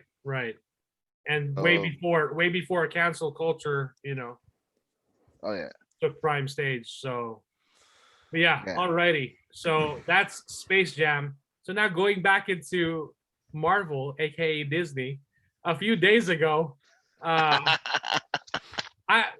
mean, we could have played bingo, 2021 bingo, and this would not have been on my bingo card. Like, holy shit. I was like, what the hell is going on? So of course the biggest news to hit the entertainment and like pop culture in the last few days is Scarlett Johansson, Academy Award nominated and the best Asian actress ever. Scarlett Johansson is suing the House of Mouse itself, Disney, for, of course, their simultaneous release of Black Widow on Disney Plus. So just to give a heads up to anyone who may not be familiar with how it works, a lot of the Marvel actors and a lot of other like actors who have established a name for themselves mostly have, they have their contract, of course, when they make a movie. And then part of that contract, they have this back end deal where they earn a certain percentage of the box office and how the movie does at the box office. So you could say like 5% of the box office, 1% of the box office when it's in the millions. I mean, that's still a pretty good deal, right? Especially if your movie is, making over 100, 200, $300 million. I mean, 1% of that is, goodness gracious, more money than a lot of us will ever see in our lifetime. But so of course, Black Widow has long been delayed in its release since the pandemic struck. And when it was finally released early in July, the first weekend it set a pandemic record at the box office. So it made, let's see. I just want to clarify too. she negotiated in her contract, because this is contract work up in Hollywood. She negotiated in her contract like a percentage of the box office on top of her base pay, correct? Yes. So yes, and so the base pay for her to do the Black Widow solo film was 20 million. Damn, that's so cheap. I mean, she should have been paid way more. Right. So little money. I mean, but then let's also not forget, she's been in the MCU since Iron Man 2, which is 2010. Right. She's one of the original A6. They got the tattoo, A6, the Avengers 6. And of course, when you look at it, Iron Man, RDJ got his trilogy. Captain America got his trilogy. Thor got his trilogy, and he's now on his 4th film. The Hulk cannot get his own movie. Oh, wait. No, he did. Thor Ragnarok. Well, it wasn't his solo movie. It wasn't called Hulk. Planet Hulk. It wasn't called Planet Hulk. Easy, Kuya, before you explode. Still shared screen time. That wasn't really his own solo movie. Well, so, what the hell was that then? So that was Thor Ragnarok. That's what that was. Taika Waititi's Marvel masterpiece. Just at the beginning of it. Okay, so go ahead. Yeah. Go ahead. So just to be clear, The Incredible Hulk, Disney does not have the rights to make an Incredible Hulk film. I believe those rights are still owned by Universal, which when you think about it, like Disney has all the fucking money in the world. Why don't they just buy the rights back? You know? Because they don't care about the Hulk. I guess not. That's because fans aren't showing the look what happened to him in fucking in Infinity or Endgame. Yeah, he turned into Smart Hulk and it was dumb. Yeah, a lot of fans weren't happy about he fucking wore an Iron Man suit like to fight. You want a taco, bro? Yeah. Yep. And then of course, but we are going to be seeing Bruce Banner return in She-Hulk, because She-Hulk can get a Disney Plus series, but the Hulk can't. Which I don't know however you want to look at it. So confusing. There's something wrong there, right? It's almost like saying Superman can't get his own movie, but he can be in Supergirl. Like that does not make sense. So anyway, and then Hawkeye, of course, never got his own movie, but he will be having his own series this November, just a day before Thanksgiving, if I'm not mistaken. They just announced. Hey, Mike, guess who else is getting a trilogy? Who? Ant-Man. That's fucking right. Are you serious? Right. Ant-Man and the Wasp. Ant-Man and the Wasp. Oh, that's right. Quantumania is probably going to be the biggest fucking movie. Like, I swear to God. Well, because it's got Kang in it. That's why. I'm calling it right now. It's going to be like, everybody's going to be like, oh my God, it's the best movie ever. Right. So, alrighty. So it says here, Black Widow made upwards of 218 million worldwide on opening weekend, with Disney proudly claiming that $60 million of that came from Disney Plus Premier Access, which I also paid for. I just like to clarify, I saw the movie Saturday night at the movie theater, and I paid $30 to see it again because I wanted to share it with Julie, because I was like, this is awesome. I had fun with it. I think you'll enjoy it. So it was like $30. So yeah. So and supposedly with a statement that Scarlett Johansson's team released, Disney fired back with a statement as well, which was like, that was so callous. It did not even regard the pandemic and how it's disrupted, something like that. Basically, I'm just over dramatizing it.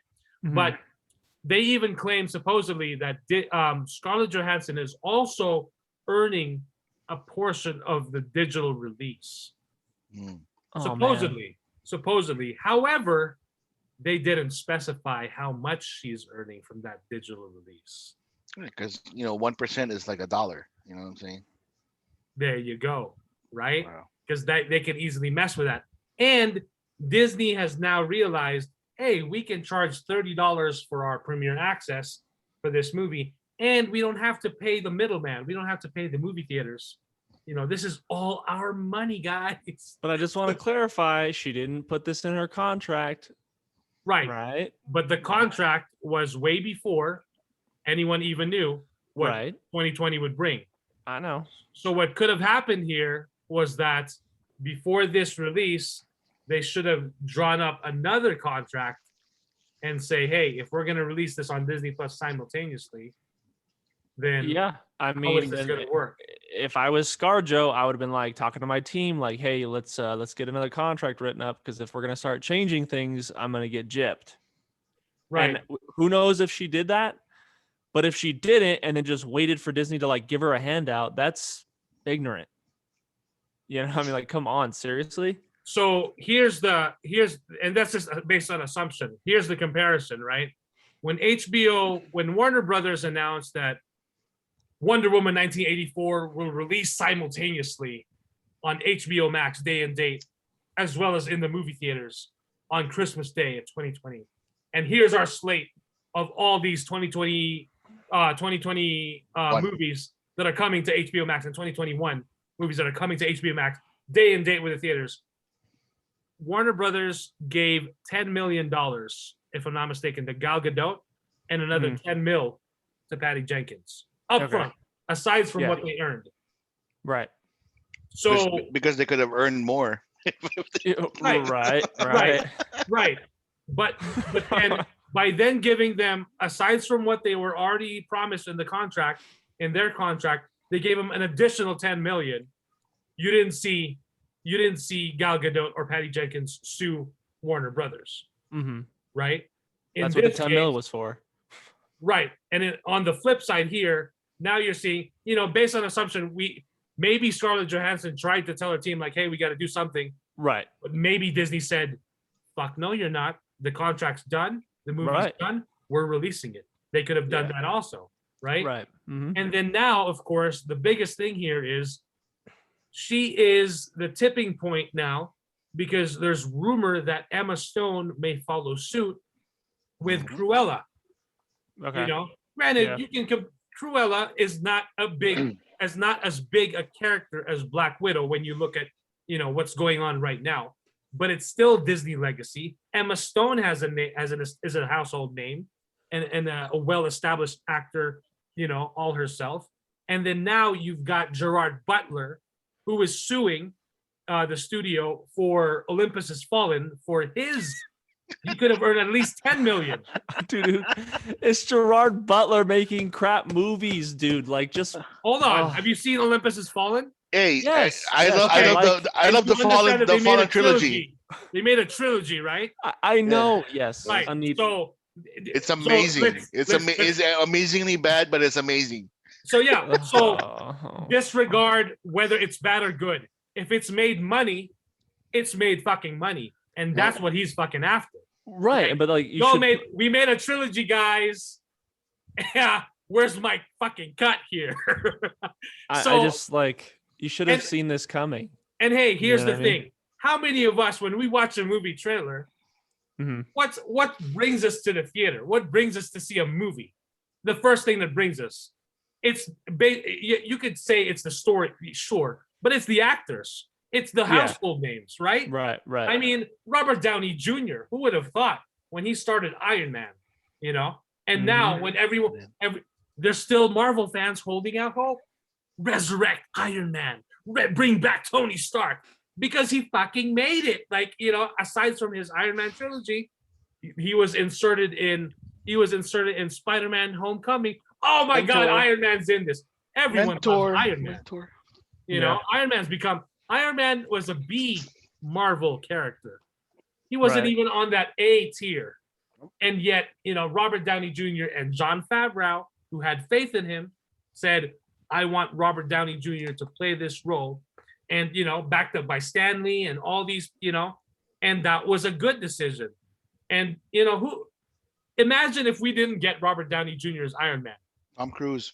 In the 90s, we could have gotten Tom Cruise because Tom Cruise wanted to save the industry and save Marvel. And he wanted to play Iron Man. Who knows what we could have gotten? A running Iron Man. It would have been the same height of an actor. So yeah, except he'd be running instead of flying all the time. Yeah, he'd be like, I can't fly, I got fucking run. So, but here's my thing.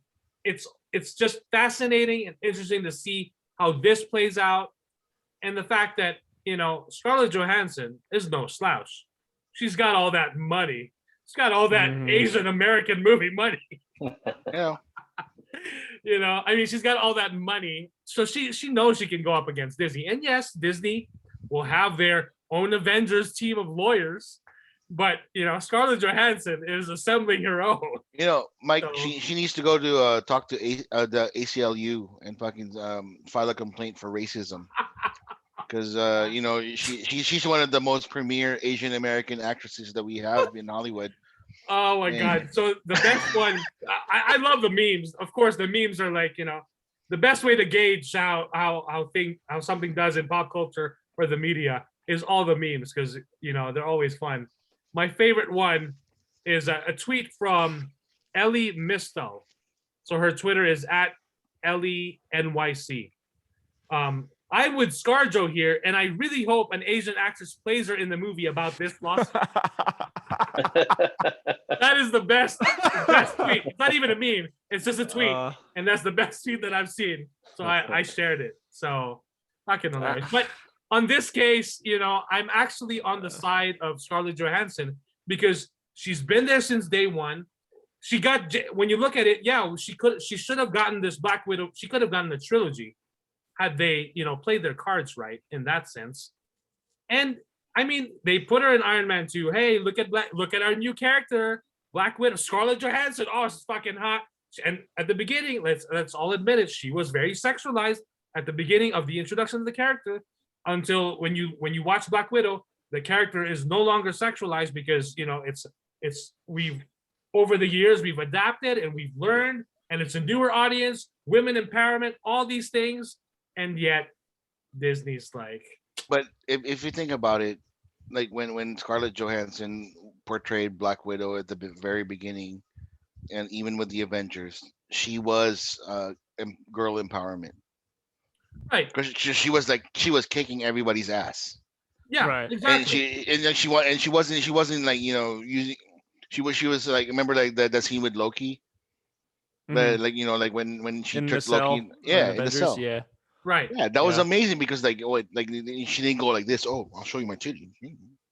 Right. Like that wasn't a thing. It was just like she was trying to just fake. Surprisingly, because Joss Whedon directed that movie, right? I know, right? You know, but in Iron Man 2, you know, when she's first introduced, yeah, even Tony Stark is like, I want one. Like what? What the hell, bro? Because that's exactly what Tony Stark would fucking say when he sees a hot woman. Right. But then she had a lot of cleavage in that movie too when she had the suit. Because that's what Black Widow was supposed to look like, bro. Right. And it's also look at how you can call it that, but then when you look at it now, you don't see that anymore because it's a different character. It's a character that's evolved. Look, in my opinion, with this crap, like, I mean, dude, you made $20 million and who knows how much off the box office. And then you're going to squeak about, you know, if I was her, I would just learn from my mistake and then put that in my contract later on. Like, hey, like, you know, I want a piece of the streaming services cut as well as the box office cut. Now, like, do I hope she wins? Yeah, I hope she wins the lawsuit. I hope she crushes them. Awesome. Ain't gonna happen. It's just gonna be settled before they even go to court because that's Disney doesn't want talk, you know. And it's just like, I don't know, man. You already made $20 million. Like, what? Like, who cares? You're so loaded. What's more? Well, it's not only that, it's like she's done all these movies as well. I mean, her bank account is probably pretty thick from Disney alone, but I think that she's just trying to it's the make principle a point. of the matter. Yes, prove a Right. point, principle. Okay. You know, it's kind of like how like Harvey Weinstein and Rat Pack, you know, when once one girl came out and said, you know, this happened to me, all these others followed. And I think that's what's happening here is, you know, she opened the floodgates. Now we got all these other following. But I mean, in a way, they did work their asses off, you know. So I do agree with her in a way, like, hey, let's pay what she's worth. Let's, but nobody saw this coming with this COVID world. So yes, I'm sure contracts tried to get changed, and Disney was probably like, well, fuck you, this is already happening. But it is what it is now. But yeah, going forward, let's put this in our contract. Let's figure this out. Right. And then that's my thing is like, it's contract work. You have to know that things might change. You might get screwed down the line. And like, unfortunately, I would hope that when you're doing contract work and you're like, hey, like, I see potential in this, the argument that I used when I was discussing with Mike was RDJ, when he was coming back doing Iron Man and Favreau wanted him, he was putting in his contract, like, look, I want 1% of the merchandising through, whatever we do, because he saw potential in what they might do with all this Iron Man stuff. And they fought him on it for a long time. But Favreau was like, dude, I need him in my movie, so you better figure it out. So they gave it to him. Right. He saw potential, so he put that in his contract. I'm just saying that with contract work, you kind of have to think outside of the box. You can't just be like, yeah, whatever, I'll make whatever. And then get mad when times change and things change. Mm-hmm. It's like, okay, that contract was done. I got screwed a little bit. Bummer, ain't gonna happen again. I'm gonna go to my next contract. I'm gonna put this in. That this is what I'm gonna do now.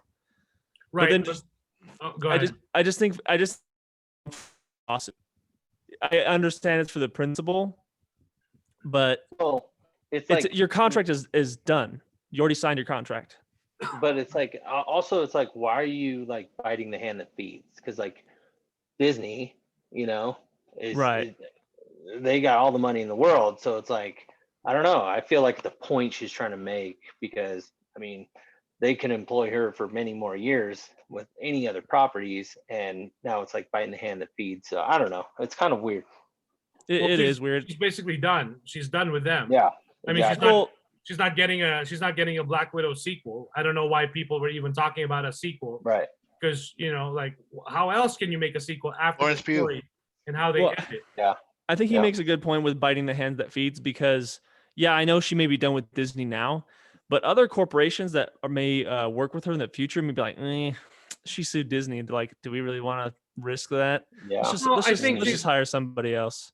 I think she's proving her point that pay me what I'm fucking worth. Like, I'm fucking Scarlett Johansson. I have an established name. I've worked hard to be where I'm at. I'm an Asian American. Right. No, I agree. I agree with you, and I hope she wins. Hands down, I hope she wins. But my point is, you signed a contract. It's over. Right. But then with that, no one saw a pandemic happening in 2020. I know, and that's what I'm saying. You got screwed. We all did. Join the club. I mean, we all got screwed with this one. You know what I mean? She's going back in time here and taking a time stone, and she wants to unscrew that shit. Yeah, I know. I need more than my 20 million. Come on. Jeez, dude. Yep. But that's my. Yeah, if they deny her, then she's gonna say, "Hey, you know what? Because I'm a girl." So. Ooh. That's gosh, dude. That's what's gonna happen. I mean, they're still fighting for equal pay as far as women in Hollywood. That's true. I mean, we've heard stories of it. Like I agree. There's that film Mark Wahlberg, and I forgot who the co-star was. She had to film a scene, and she didn't get paid shit. And Mark Wahlberg surrendered like most of his paycheck, I think, something like that. He gave most of his paycheck. But wasn't he like the main star? Yeah. So Mike made that argument of people going to see a movie because of that star, not because of her. So they're going to pay him more because he's the one that's going to bring in more dough. But this was also an established actress, and this is for reshoots. So, I mean, say whatever. Like if you like, for us who work hourly jobs, you want to get paid by the hour for your time. Yeah. So absolutely. Contract work or not, you do reshoots. That's still work. That's overtime. You got to be paid for it, right? Yeah. So I'm trying to find, who it was. Like I get when the actress is the star of the movie and she ain't getting paid squat, and maybe one of her co-stars is like getting paid way more money. That's messed up. you know, but like, I mean, if I'm being honest, man, I wasn't seeing Avengers for Scarlett Johansson. Yeah. Yeah, I wanted to watch Iron Man and Captain America. Michelle Williams. There we go. So, Mark Wahlberg. Okay, so so this is from CNN. Mark Wahlberg, this is from January 14, 2018. Mark Wahlberg is donating $1.5 million to the Time's Up Legal Defense Fund in co-star Michelle Williams' name. The donation comes in response to criticism over a gender pay gap for reshoots of the movie All the Money in the World. Oh. Wahlberg was paid $1.5 million for the reshoots, while Michelle Williams, who is, I can't remember if she's an Academy Award winner, but she's been nominated. She is. She is. Okay. Yeah, So great actress. Okay. So made just around $1,000 or $80 a day. Oh my gosh. Okay, yeah, that's so you messed tell up. me. That's messed Right? up, yo. Okay. Yeah. So Michelle Williams, Mark Wahlberg. You can tip the scales and say, yeah, Mark Wahlberg's the biggest star, but Michelle Williams ain't no slouch either. Well, see, that's what I'm saying. Like, if he was making 1.5 and then she made 1 million, it's like, okay, that's a gap. But I mean, again, who's the big name that people are gonna probably go see? You know what I mean? But are you serious? Like $80 or $1,000 a day while he's making 1.5? That's ridiculous. Is that on reshoots though? Yeah, that's just the reshoot. Yeah. Okay. So this is like a big can of worms here, because that movie was already shot. Those actors already got paid. And then Kevin Spacey was outed as, I'm not going to say it, and then they had to do the reshoots. Yep. So back to contracts again. They signed contracts for these reshoots and all this stuff. Mm-hmm. So am I going to feel bad for it? Because they signed it and they wanted to do the reshoots. So I don't know. It's kind of a catch-22 there. No, I see your argument there. I'm like, that's why I say, like, this is where you got to just do it or you don't. Yep. You know what I mean? And then but that's the thing though. Like, if she is an established actress and she is gonna bring some fans in, no matter how many fans compared to the big name star, like, she should deserve like a little bit more than what she was given. Yeah. Right. Like, right. Like that was bullshit. Like, for me, when I found out, I was like, no, that's kind of absolutely. But to Jesse's point, her team or her should have fought for it a lot harder. Like, well, do you really want me to do this reshoot? Because if not, then you better pay me decent here. You know, what's this crap? But if you agree to it and then you find, it's like when you get a job, and then you discuss pay and you're like, I'll take $18 an hour. And then you get in there and you find out Schmo Joe, who's just sweeping and you're sweating your balls off, is making more than you because he decided to negotiate more. You can't really get upset because that's what you negotiated for. It's kind of over. You know what I mean? Yeah. But whatever. That's just my opinion. So, yeah. But Pinhead, messed up. You've been quiet. Any thoughts on this? No, I have no thoughts on it. All my thoughts are just a bunch of white bitches crying about their overprivilege. Like, I don't give a fuck. and I don't care. I don't care. You don't talk about what did Shuri make, We started getting into contract negotiations. That's what you're talking about. And I wish I'm gonna say one thing and I'll leave it at this.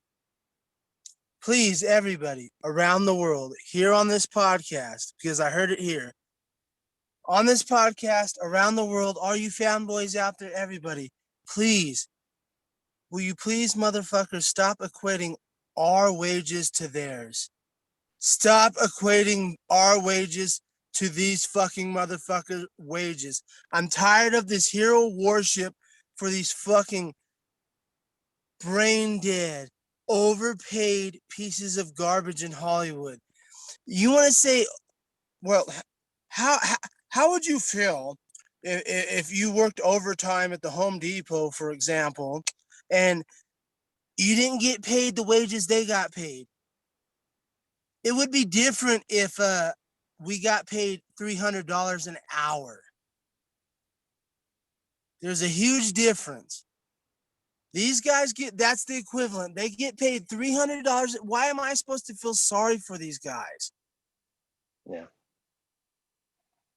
Well, Can you give me a logical explanation of why I'm supposed to feel sorry for, I'm not Karen? asking anyone to feel sorry for anyone. All I'm saying is it's interesting to see how this is playing out, because for the longest time, Nobody complained. Nobody complained. Exactly. Nobody complained. Until Nobody complained. This has been a problem well beyond this point, and everybody's complaining now. That's what I'm talking about. The hypocrisy. That's what I'm pointing out. The hypocrisy. This was a problem since this has been going on since the 60s. Even further back than that. Women have been treated like garbage since the dawn of film. And now we're complaining about it. Why? That's my question. That's my counter question. Why are we complaining about it now when it has been a problem for decades? Now why are we complaining about it? Can anybody answer me that question? No one on this panel can. Because this has been a problem for decades, and now we're complaining about it. So why now? What's so special about any of you? What's so special? Illogical, not the Republican, Democrat, the fucking none of it. What's so special about now that we're complaining about it when this shit has been a problem for decades? Does any of us have a real logical explanation for why we're complaining about it now, when women have been treated like dirt for decades? Because it's popular to do so. You got a point. Logical. So keep going. Logical. I'm waiting for logical. Well, it's trendy paid right the now. same. Logical. Yeah, I'm waiting for. See, none of you can do it, and so that overall makes this complete. While we're wasting this, this is a complete waste of fucking time. This is why we need you on the show right here, because you make it real. This is why we need you.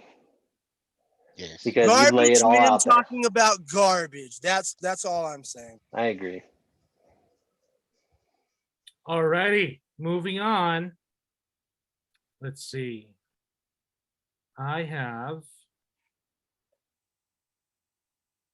So we got a casting update for moving on from Marvel, because things are going to shit right there. Moving on from Marvel to DC, we have Leslie Grace, who's been cast to play Batgirl in an HBO Max movie. So, unfortunately, I don't know why they chose to do this. Batgirl and Static Shock, and I think Zatanna are all going straight to HBO Max.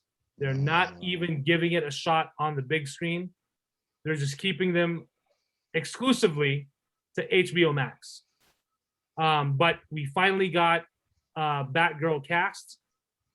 Days ago, there was a report that Warner Brothers was closing in on who they were going to cast, and they showed an actual group of actresses that were in the running for it, and then like a day later or two, they announced who it was. So this is from Variety. In the Heights star Leslie Grace to play Batgirl in HBO Max movie. So Leslie Grace has officially been cast as Barbara Gordon in Batgirl, the upcoming HBO Max superhero film.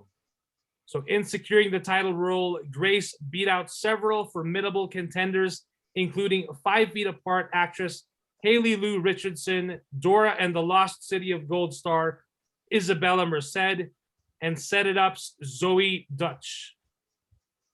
And then we've got Adil El Arbi and Bilal Falah, the filmmaking duo behind Bad Boys for Life, will be directing Batgirl. Christina Hodson, who wrote Bumblebee and the current Flash movie that's filming right now, is writing the screenplay for Batgirl. Filming is expected to commence sometime in November. There is no release date for Batgirl just yet.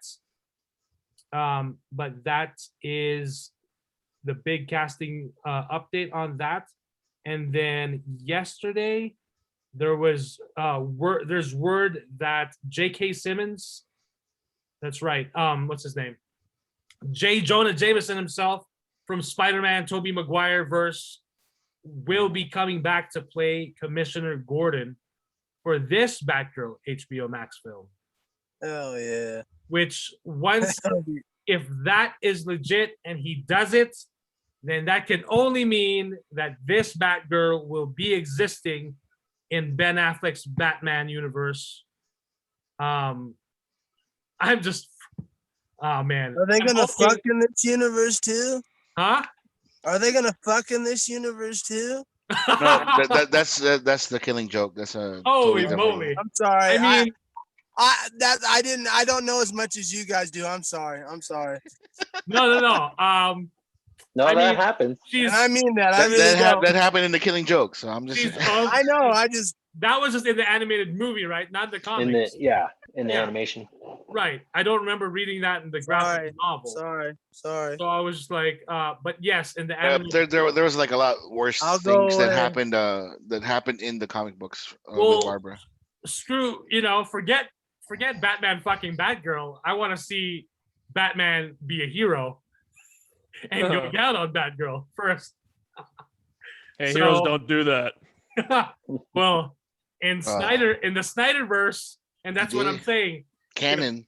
If J.K. Simmons Commissioner Gordon is Commissioner Gordon for this Batgirl, that can only mean that Ben Affleck is the Batman in this universe.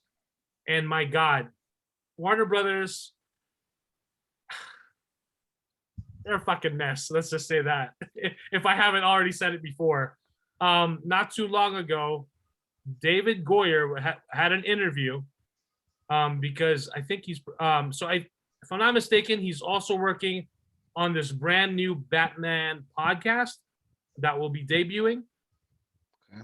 And so he's going around the media circuit. He's doing interviews, and he said, Warner Brothers. So this was when they were in pre-production for Man of Steel.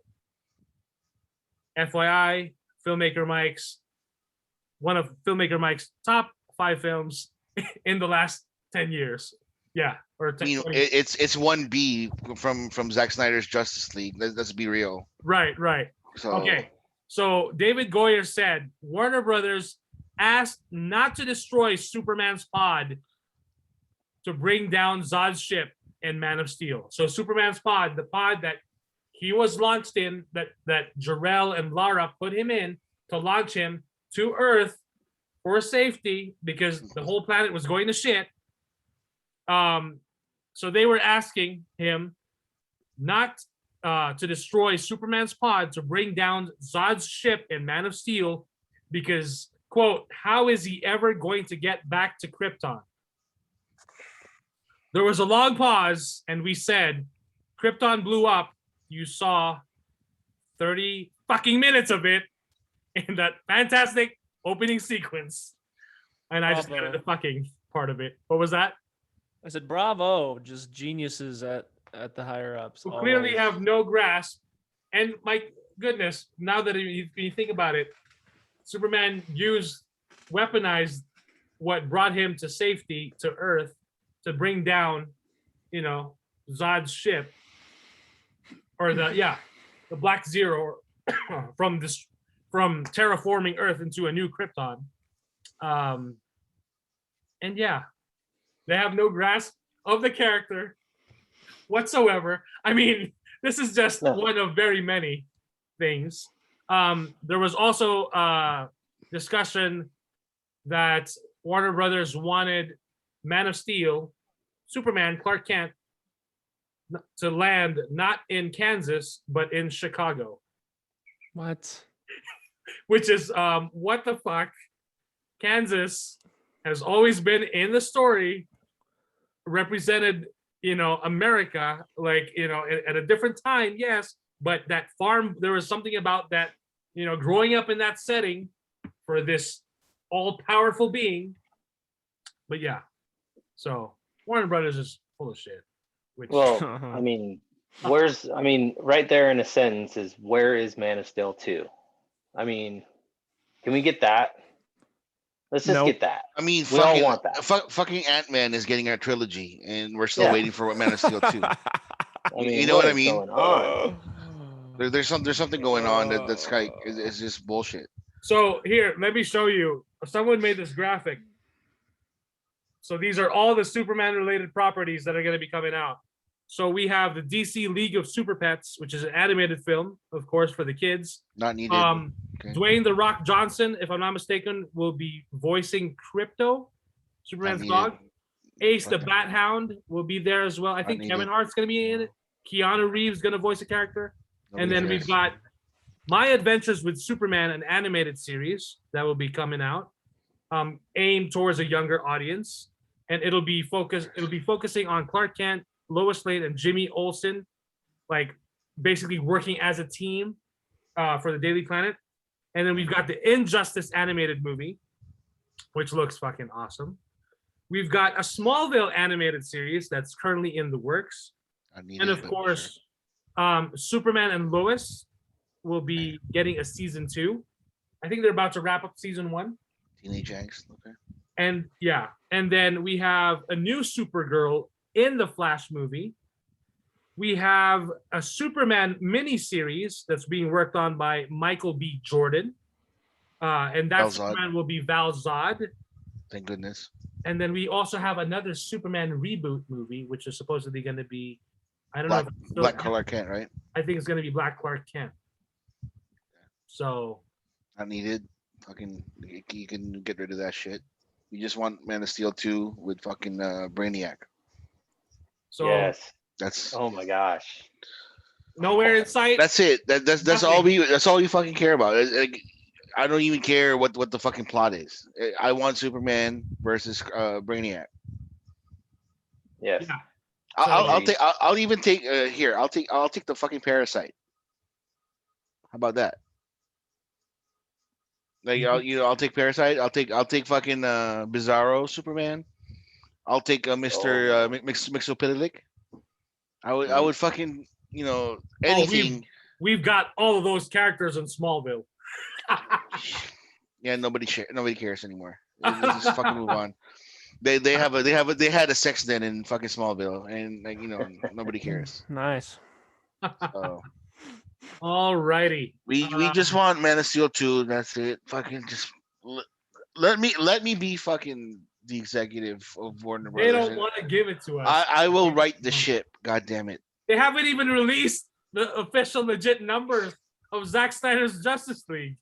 Let me like if there's anybody listening to our podcast and you have fucking connections to the WB executives or whoever owns the universe, please fucking let me be the fucking exec for WB to write the ship.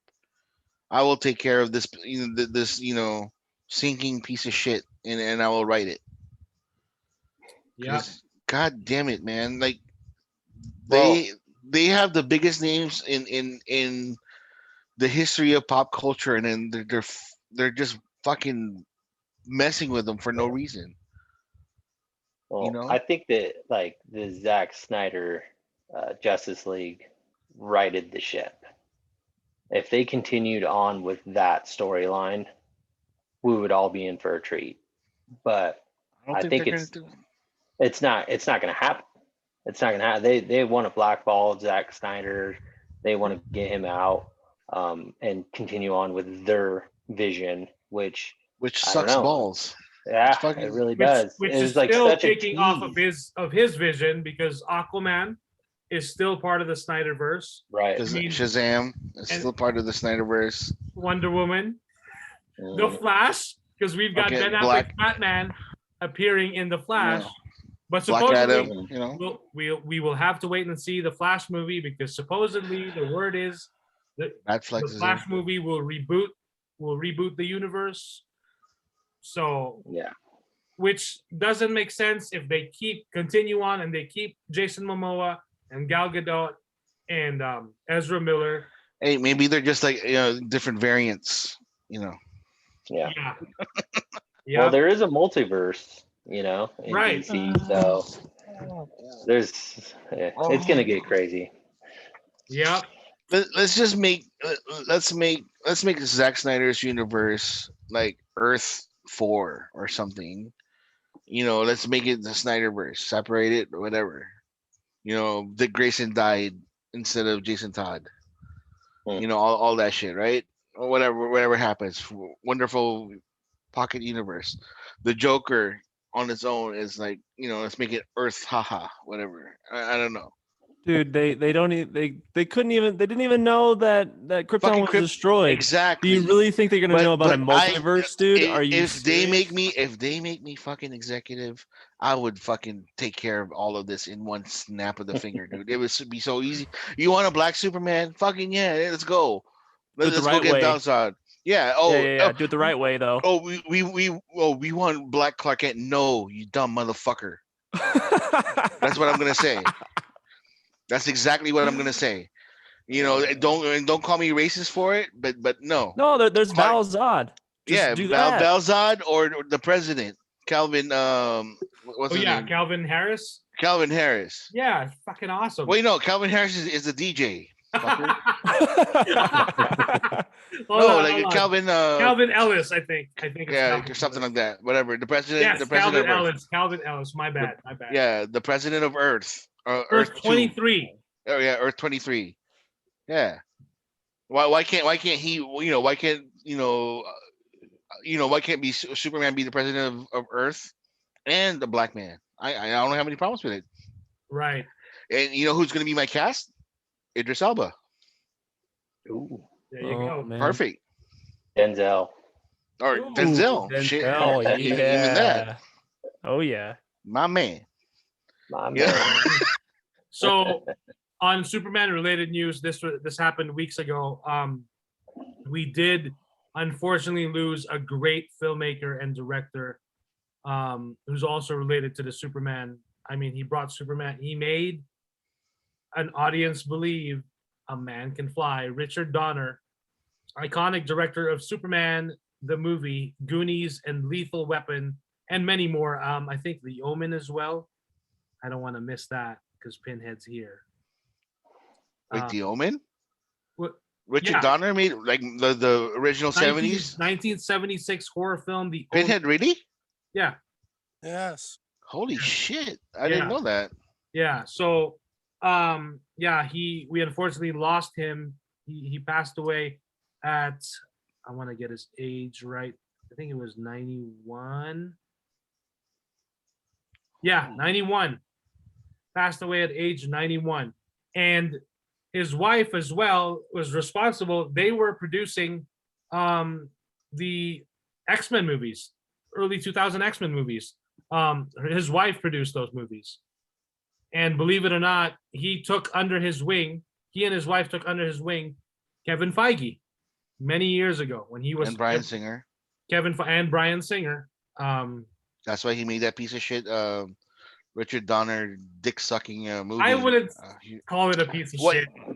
Excuse me? It's not a piece of shit. It was a tribute to Richard Donner's films. $25 million for a fucking scene of shooting Superman in the eye.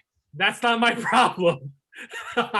It looked cool. I enjoyed that movie, dude. I'm not gonna crap on it. I mean, Superman punches the full fucking Earth, except for a guy. He doesn't punch anyone, but he'll punch Earth.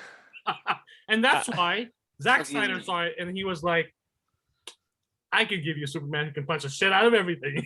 I mean, I thought I liked him lifting the I thought it was cool Kryptonite too. Island. It's like, it's just wow, man, you really pulling it through, I love the opening sequence of him saving everyone on the plane. And detaching the plane from the shuttle. I love that movie. Except, looking back at it, you know what? Yeah, it would have been cool to see Superman fight because he couldn't fight Lex Luthor hand to hand, of course. Mm-hmm. So Lex Luthor, real estate again, real estate. because again, tribute to Richard Donner, that story.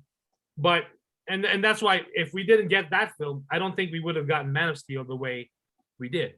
Same as Christopher Nolan's The Dark Batman Begins and the Dark Knight trilogy. Yeah, because nobody wanted to watch that piece of shit. That's why we got the Dark Knight trilogy. Which one, Batman and Robin? No, the Dark Knight trilogy. Batman, Superman Returns. Yeah, Superman Returns. That was a fun movie. It was out there, but it was fun. Yeah, I enjoyed it. I loved it. For It its time. was my first Superman movie that I experienced on the big screen. Yeah. So that movie was fucking awesome. Fuck what you say. Yeah, whatever. And when they mentioned he was in Manila, I was like, holy shit, Superman was in the Philippines. I wasn't. That was fucking awesome. And I do love the fact, and see that they were setting something up because the sequel the supposed sequel was supposed to have Brainiac. And it was supposed to use James Marsden, who I like him as an actor. He's great.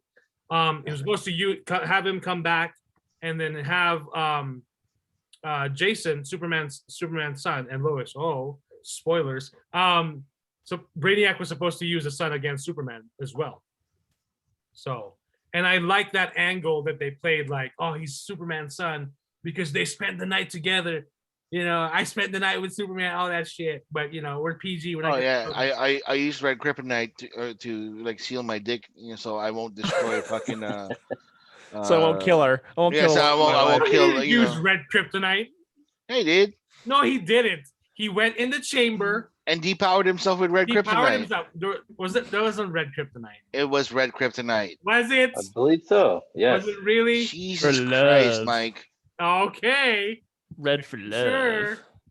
He just has red Clayface. By the way, I'm surprised you didn't see. I mean, this is a terrible joke, but the Flash production shut down, I think for a few days. COVID? No, the stunt guy, the Ben Affleck stunt guy, because there's pictures of a Ben Affleck stunt guy in the Ben Affleck bat suit riding a bat cycle. That motorcycle. Did he fall? Dude, I'm surprised you don't know this. He accidentally ran into a cameraman. The first legit time that Batman is trying to kill someone and you don't know the story. Like, it's the biggest story that you would have. I don't care about production stuff. Because hey, he killed Clayface in the animated series. No, he didn't. Yeah, whatever. But so, if I'm not mistaken, the camera guy is okay. He's okay. I think so. I'm hoping that he is. Death by that's bat a big cycle. motorcycle. Yeah, it is a big motorcycle. I was like, it looks, when I saw the motorcycle, I'm like, man, fucking Bruce Wayne is compensating for something. Jesus Christ. Well, I mean, the Batmobile has always been. I mean, not always, but Batman '89. It reminded me of those fucking guys that goes to Sturgis with all Harley Davidson shit, and then they can't ride for anything, and then they end up getting beat up in the bar because like the real bikers were like, "Fuck you, guy." You know what I'm talking about? Yeah. Well, I mean, that motorcycle is based off a comic, and Todd McFarlane's actually making a back cycle that looks like that. Yes, it's like nice though. Elongated. From the White Knight, which is a great series. I highly recommend it. I read it last year, and it's about the Joker. Nice, freaking awesome. So, alrighty, moving on from DC to some other movie news. Well, this is a series. So this is from Collider.com. Waterworld, yes, Waterworld TV series is in the works with Dan Trachtenberg attached to direct. What's he done? Let's see. Producers John Davis and John Fox are planning a show that would follow the characters from the 1995 movie 20 years later. Oh, holy shit! Are we getting Kevin Costner back? No. Well, he'll be soggy, Kevin. That's Although- He got stuck in Yellowstone and he became a cowboy. Yeah. So yeah, Making that well, Yellowstone money. and it's a good show. That's actually fucking good show. I need to It watch is. it. I heard it's great, but Yeah. no, I mean, why are we following characters? Why wouldn't we just do a new story or something? right. Let's do something True. cool. I mean, like to be honest with you, I thoroughly enjoy. Even though Waterworld was like a fucking box office bomb. When I saw the movie, I was like, hey, you know what? This could happen. Hey man, I liked it. I I liked enjoyed it a it. lot. Yeah, it's awesome. Yeah. Like the comedy, like the little comedy bits when like the girl kept drawing shit on all over his boat. Like I Yeah. was just like, yeah, I would chop off somebody's hair off of that. Yeah, so it says here, we're not 100% sure on the approach to the show, but definitely we're in the building stages right now. Added John Fox, who has been Davis's producing partner at Davis Entertainment for nearly a decade. Larry Gordon and myself were the producers on that movie, and with John, we are all reimagining it for the streaming version. Pinhead, what do you think? Waterworld, the TV series? Fuck them all. So yeah, I enjoyed that movie, and the stunt show at Universal is pretty damn fun. Oh yeah, it is. Yeah, It's So- awesome watching those jet skis shoot out of the water like that. Yep. It's cool, man. Oh, I can't. I don't know. You know what show I want to fucking remake, and I think they have enough technology and enough budget to do it. I don't know if you guys are old enough to remember Sequest DSV. Oh yeah. Yeah. Oh yeah. That had so much potential, and then fucking they just ruined it because they went into outer space. I was just like, what is this now? Fucking Star Trek? What the hell? I was just like, what the hell's going on? Because it had good promise because the ocean is like 90% on nobody knows what the fuck's going on in the ocean. Only 3% explored. Yeah. Yeah. So I mean, like that would be cool. Like near future, probably 22nd century when the polar ice caps melt and it flooded all the cities and it became whatever. So everybody's Yeah. like riding boats, and then they can make the water world turn into DSV. See, how about that? Water World. There you go. Interesting. I'm kind of pumped. Yeah. But I'm gonna miss my my eye patch bad guy. Oh yeah, dude, fucking. Oh, yeah. You can still do that. The Deacon. The smokers. And it smells Yeah. Marlboro on water. Yeah, pay him with cigarettes. Yep. All righty. Moving on to another series that's coming soon. Stranger Things season 4 is coming soon and I just will want to be just cancel it. bigger than ever, promises Sean Levy. I don't So- care anymore. I don't care anymore either, dude. Just Really? cancel it. Yeah, just I don't cancel want it. I'm so What? done, dude. How do you cancel after season 3? It's been so long. I'm like, I mean, fucking David Harbour had a movie about what happened in Russia when he went to jail. I've He already became Red initiated. Guardian. I've already initiated phase 2. My hands in my pants. It's over. Like, let's move on to the next thing. It's been too And long. I don't want to see fucking 11 fucking making out with that skinny asshole. Well, you already did. Well, I know, those but I kids don't wanna are see it old anymore. now. Those kids are like really old now. It's gonna look Exactly. kind of funny. Because I'm like, oh shit, I know. What do you Like- think, Jesse? Well, to kind of backtrack to what you were saying, Pinhead, when you said "fuck them," I agree with you, man. I do. Like, let's get some new properties. Let's get something new going. Like, why do we got to go back to old property? I get nostalgia and stuff like that, but like, let's get something original out there. But with Stranger Things, they kind of lost me with the whole trash monster, right? Remember when it was this big monster thing? There we go again, another smoke monster, big, CG, whatever. But it's a fun show. I ain't gonna say the last season was okay, but if they bring it back to like season 1, where it all captured us, got us into the upside down, that feeling again of like, whoa, where's these powers powers coming from and stuff like that. All right, I'm still gonna watch it. I mean, I'm already deep. But what's the name of that girl that disappeared in season 1? Was it Amy? Amy? Was it Emma? Amy? The one that Barb. disappeared. Just Barb. Barb. Yeah. Amy, Emma. Again, dude. Real How about for season 4? She gets to be the bad guy. Barb becomes the bad guy. She's Ooh. the big Hey. monster. She gets No. She gets sucked into the. She was in the upside down, right, for a long time. Yeah. Yeah. And then like when she can become one of the monsters. How about I that? think she died. Yeah, there was a in that. worm crawling out of her mouth at the Well, end scene. and in That's what order she to said. do- I'm like, in order to do that, you'd have to do something really cheesy that shows her face.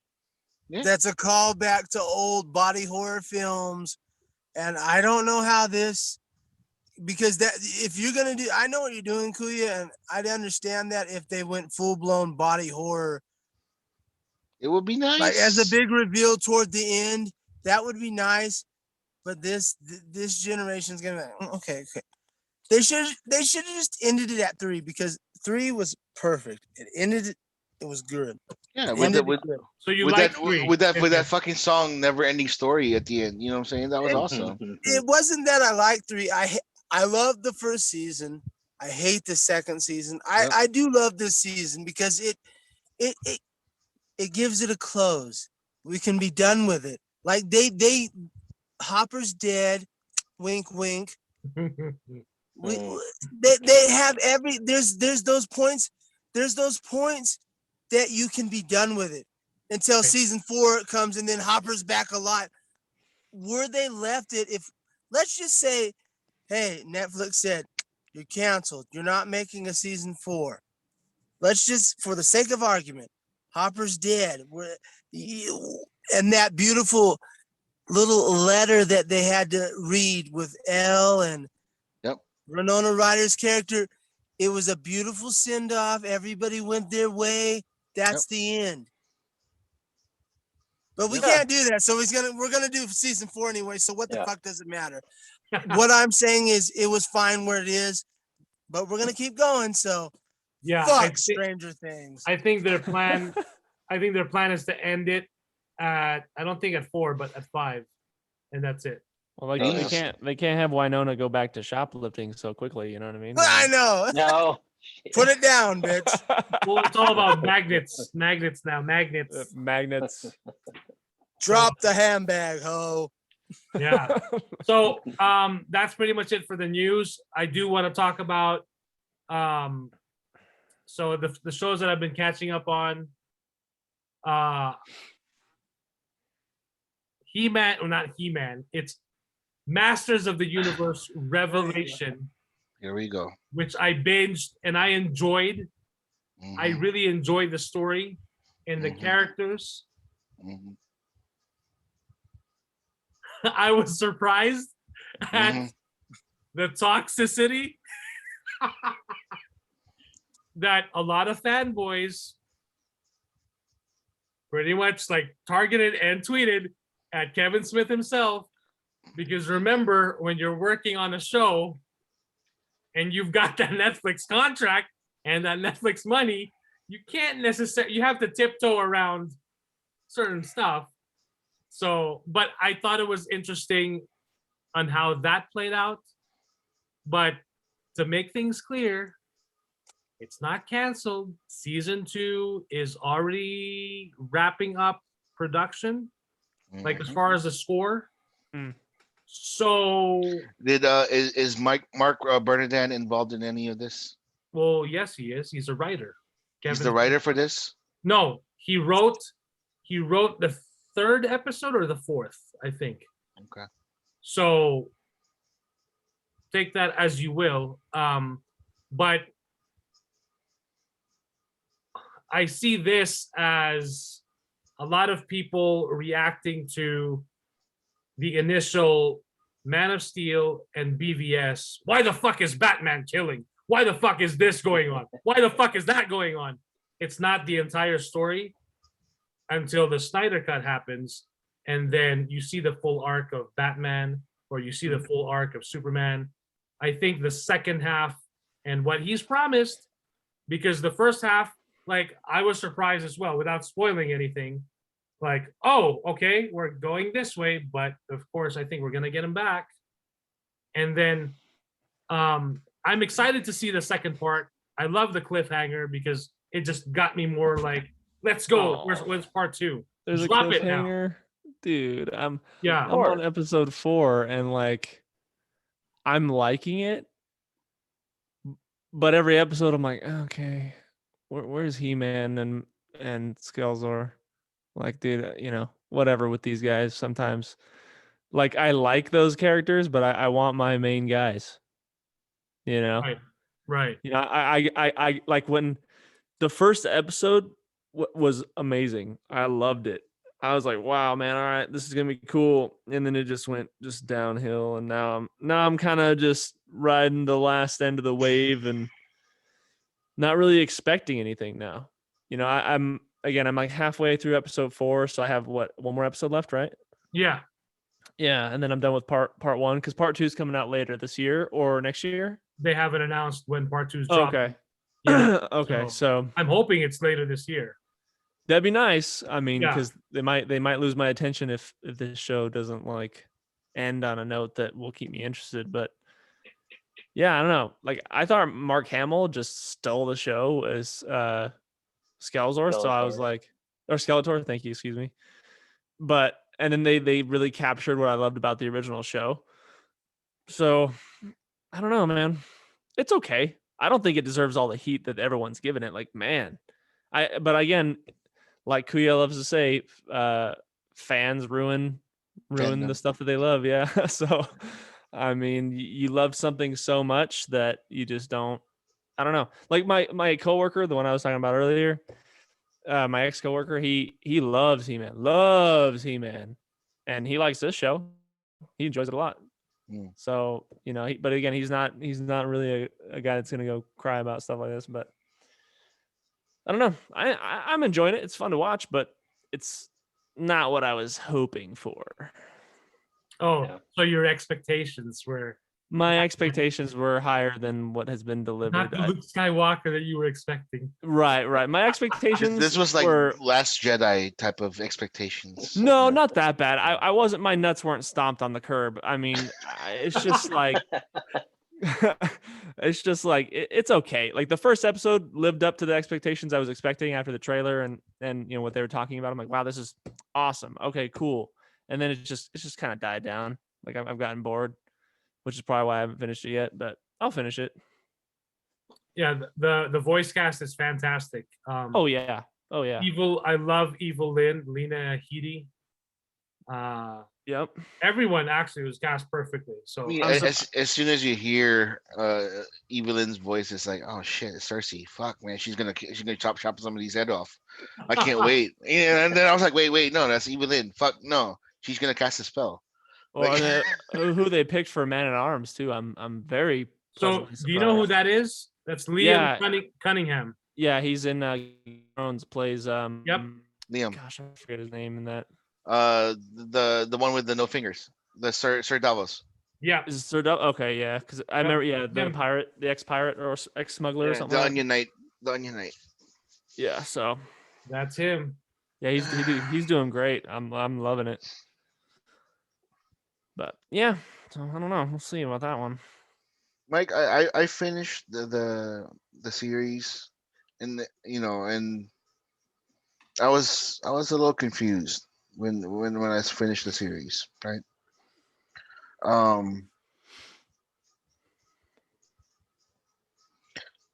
I got bothered by the reasoning Tila left the kingdom. It was abrupt and odd. All because Prince Adam lied to her that he was He-Man. Not just Prince Adam. Whoever, and then Man at Arms. Father. Yeah, Man at Arms also. And all that, whatever. Else. All that stuff, right? Yeah. Right. Fine. Gave me a little bit of a teenage angsty type of vibes. Oh God! I was a little like, really? This is you've been family with with exactly, these and guys. that's the betrayal, and that's why You- she's like, "Fuck you guys, I'm leaving." because Fuck Eternia, fuck because your magic. because they promised not to say who they were, because the whatever the promise, not to say who Prince Adam was, Because that's what because Adam wanted. Because they didn't trust her. They didn't trust her enough. No, it's not because of that. When did they fucking say that? They didn't say that. They said they kept that promise because Prince Adam asked them to. Yeah, Right. exactly. Right. So she threw a fucking fit in the middle of the time where the king and queen of Eternia fucking lost their son. And literally, his dad found out too. Like, and Yeah, she's and like, yeah, like they I'm didn't even leaving." know who. Like he was like, oh shit, he's fucking He-Man. Holy shit. Yep. That was like, for me, I was like, there you go, the nostalgia's gone. I was out already. Right? Like You're making so much sense, dude. I can't believe I'm agreeing with you on no, this no, one. no. Like, Nostalgia is a hell of a drug when it comes to like old shows. yeah. Old shows that they want to remake, they want to reboot, they want to do things. Because it reminds you of all the beautiful things. That's why, like, Star Wars fans are very, very protective of their shit, because they remember the original trilogy and how pure it was for them. But then, so I had to take myself out of that mindset, and I'm like, okay, let me go watch it again. Yeah. Now, like years later, fucking, like, I guess Tina's a butch dyke now, and I was like, I was like, when did this fucking happen? She turned into Captain Karen real quick. Yeah, and I was like, okay. Yeah. And she's still bitter, like years later. What the fuck is going on? It's, for me, it's the fact that she's still bitter. You know what I mean? Like, I understand being upset, but to like hang on to it the whole time, it's just kind of like, come on. Seeing the old characters, like, I was just like, oh man, I can't, like fucking, Triclops was there, fucking, what's the name of the guy with the fucking wings? Stratus, whatever. Yeah. Ram Jam was there, fucking, like, little short dude with the little spring little spring thingy, Beastman. And like seeing all of those characters, I was like, oh my god, like this is like growing up, like watching fucking Saturday morning cartoons in my house, watching He-Man. And then, like, when I'm watching and trying to like read through the story, or like watch it with like subtitles, I'm like, what the fuck are they saying? Like, I have no idea what's going on. Like I was so confused, like, at the end of the thing, and I was like, oh wait, so they brought, all of these things that are happening, and then at the very end, like, that big reveal happened, and then it ended with a cliffhanger. I'm like, that was it. And then, like, like that was the time when you posted something about, like, the fanboys reacting negatively with this show. And I was like, oh, maybe that's the reason why, because they fucking left it like that, and it was kind of bullshit. But then when I was reading through it, I was like, holy shit, it's actually way, way worse than I thought it was. Without spoilers, can you tell me what they're ranting about right now? It's about the Butcher Knight thing. Really? And then the story. It's not about He-Man and Skeletor. It's about everybody else. It is about that too, because Jesse, have you seen it? I've watched 2 episodes. Okay. Yeah. But from what I gather, it's the lack of He-Man and Skeletor. That's a big part of it. Okay, so that's where I'm at. That's the major where all the major hate is coming. It's just we understand it says Masters of the Universe, but in this universe, who was the fucking master? He-Man and Skeletor. I know Masters. So who He-Man and Skeletor? This is what's going back to, like, what you were talking about earlier in when it comes to movies. Who was the biggest draw? He-Man. And Skeletor, right? Yeah. There's no way any of these fuckers we're gonna watch Orko. And right, but you know what I'm talking about, right? Like nobody gives a shit about Orko. Yeah, hell yeah. Well, I think that's where all the upset fans were. Is it was a bait and switch, because all these commercials. And again, they could, because like in the trailers, all they saw was fucking He-Man swinging this, doing this, all these things, and the next thing you know, the next whatever episodes, where the fuck is He-Man? Yep. and that for them that's a big issue. And for me, again, even though it was entertaining, like you said, Mike, positively, I love you. You're the most optimistic guy in the world. You were thoroughly entertained. That was awesome. But again, your blinders are in that rosy red, optimized, like, No, it's not. positive Let me thing. remind you again. This is part 1. Yeah, There's 5 more episodes. that's fine. It's okay. But I hope they right the goddamn ship, because a lot of people are going to be upset. So according to Kevin Smith, this may be spoiling something. Minor spoilers, I guess. That's okay. Minor spoilers. No worries. Episode 6 features more Prince Adam and He-Man than you can ever shake a power sword at. It's probably going to be like, like one of those fan service, like episode 7 bullshit. Well, that's the thing. So that's the okay. That's so, the tightrope. So That's the tightrope. So there's this girl on TikTok. There's this girl on TikTok that perfectly explains Rey in the sequel trilogy. And she basically says, you guys don't like this desert rat, Rey, but you guys like this desert rat, Luke Skywalker, in A New Hope. mm, You liked A New Hope and you liked The Force Awakens, but then when it came to The Last Jedi, you didn't like what character they were trying to do with The Last Jedi. So they went back to Rey from The Force Awakens to The Rise of Skywalker, and you didn't like that either. And so she was basically like, "What the fuck do you want?" Like, no, when they give you when it came to episode 7, like what I'm saying is, J.J. Abrams fucking just gave up and said, "Hey, you know what? Let's just make a little homage to episode 4, and try to just do a little thing, like maybe not copy the whole entire plot. not Tatooine, Not Tatooine, not Tatooine. Yeah, Jakku. Yeah, not fighters. Not the fucking like Death Star. Like, let's make it a planet, like a big ass planet that looks like a Death Star, but not really. Star destroyers on the planet look really cool. And then let's find out who the oldest fucking character is. Oh, fucking Han Solo. He's the oldest motherfucker. Let's kill him off like we did old Ben. This is the thing. Ben Kenobi died for a reason, right? And Han Solo. Yeah, he went badass. No. This is what I'm talking about when it comes to Hollywood. This is what's happening with Hollywood, and the fans that are wanting shit back. They want, like, oh, we have new technology, we have CGI, let's bring back like the old cartoons, the old things, this and that, this and this and this. We'll hire all of these creative writers, and then we'll make up new stories. And then once they make up those new stories, we don't like those new stories. Bring those old stories back. Right. And then it's like, and then it happens is like when they bring the old stories back, we don't want those kind of old stories. They're the same as the old ones. We want different ones. And then when they give you Last Jedi, I don't want it. It's too different. I don't want the fucking thing. Right. You know what I'm talking about? Right. Fans destroy fandoms. Let's just fucking stop. Let's try to be creative.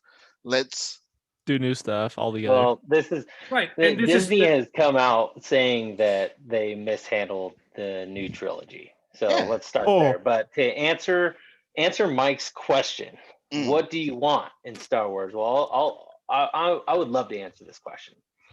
I wanted Princess Leia to turn that ship around and go into hyperspace. High five, Jesse. And boom, and she would have been the savior to save the last survivors. Okay, and then second of all, I don't want my Luke stuck on a rock doing nothing. I want my Luke to come out and be badass, join forces with Rey, and I wanted to see an epic lightsaber battle at the end of whatever trilogy we're doing, Rey and Luke back to back, throwing lightsabers around, killing the Knights of Ren, just taking down whoever's the bad guy at this point. And I want to see that. I want to see Luke in his prime. Oh yeah, Jesse, I'm gonna nut. Okay, that's where I want to go. Which you got Luke Skywalker in his prime in The Mandalorian season 2, because Dave Filoni and Jon Favreau were like, let's give them what they. Yeah, but again, Yes. technically, Luke wasn't in his prime anymore. He was kind of old. But he was still a Jedi Master, even though he was older. And, Right. Yoda, we didn't know Yoda could jump around like that. I know, and I'm not defending the movie, but I'm saying like he actually used a force ability that no one has ever seen before. That's true. But it's in the books. Yep. It's in the books. It was clarified. It is canon. And I think the movie The Last Jedi would have been perfect if they fucking ended it at the point where what's his name fucking Ben said fire. Like all that stuff, right? Mm-hmm. And then everything pointed at Luke, like right there, and then all of a sudden, yeah, and then you would have pissed off more people. Oh, hey, you know what? Then everybody would have been so hyped for the next movie, and nobody would fucking complain about The Last Jedi. Because he was gonna come out like a badass. We still had Rose kissing John Boyega in the most awkward scene I've ever seen in my life. We still had because heroes save each other, silly. This is how we're gonna win. Heroes save each other. I'm not gonna risk my just not risking your life and saving everybody. Just us kissing. Silly, really stupid. Okay, silly goose. So going back to Masters of the Universe Revelation. Sorry. So no, that's fine. That's fine. We're talking about fandoms now. Yeah. Okay. Go. Yeah. Right. So just going back to Masters of the Universe Revelation, I'm looking forward to part 2 and what the whole story entails as far as the 10 episodes. But so just to clarify, because Kevin Smith got a lot of heat, and he said he doesn't care. He's gotten shit for all his other movies anyway.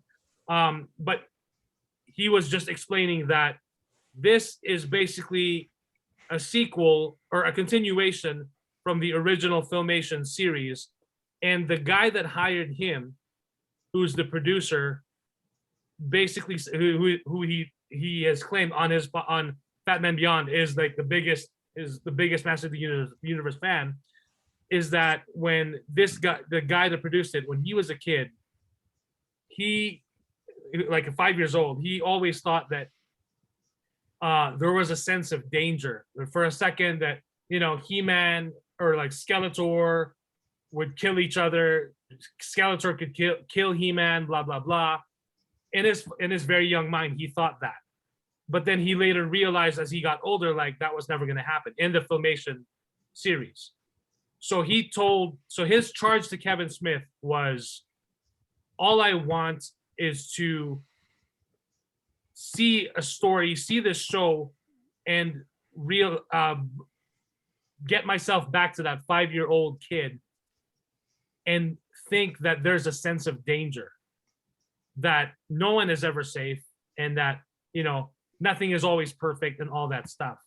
So a lot of people shit on Kevin Smith for what he brought here, but he wouldn't have been able to approve the story from Mattel, who makes the toys, by like, spoilers, oh, let's kill He-Man in the first episode, and Skeletor in the first episode, whatever. So there is a plan in place for not just 5 episodes, but he didn't give it away, but it was clear, perhaps even more continuation, because a lot of people are also saying, where the fuck is She-Ra? She-Ra is the sister of Prince Adam, right? Or cousin? Cousin. Okay. And they can make out, Different whatever. planet, so. Different planet. Right. So she doesn't show up in this season, huh? I didn't. No. I can't wait. I can't wait for like Tila and fucking She-Ra to get it on. Scissoring. That's like, oh my god! I just can't fucking wait anymore. Either way, all I'm saying is it's part 1. It's not, the story is not complete until at least part 2. So I'm gonna have cautious optimism on it. Again, nostalgia is a hell of a drug, and growing up, I saw He-Man, I saw G.I. Joe, I saw all of these things.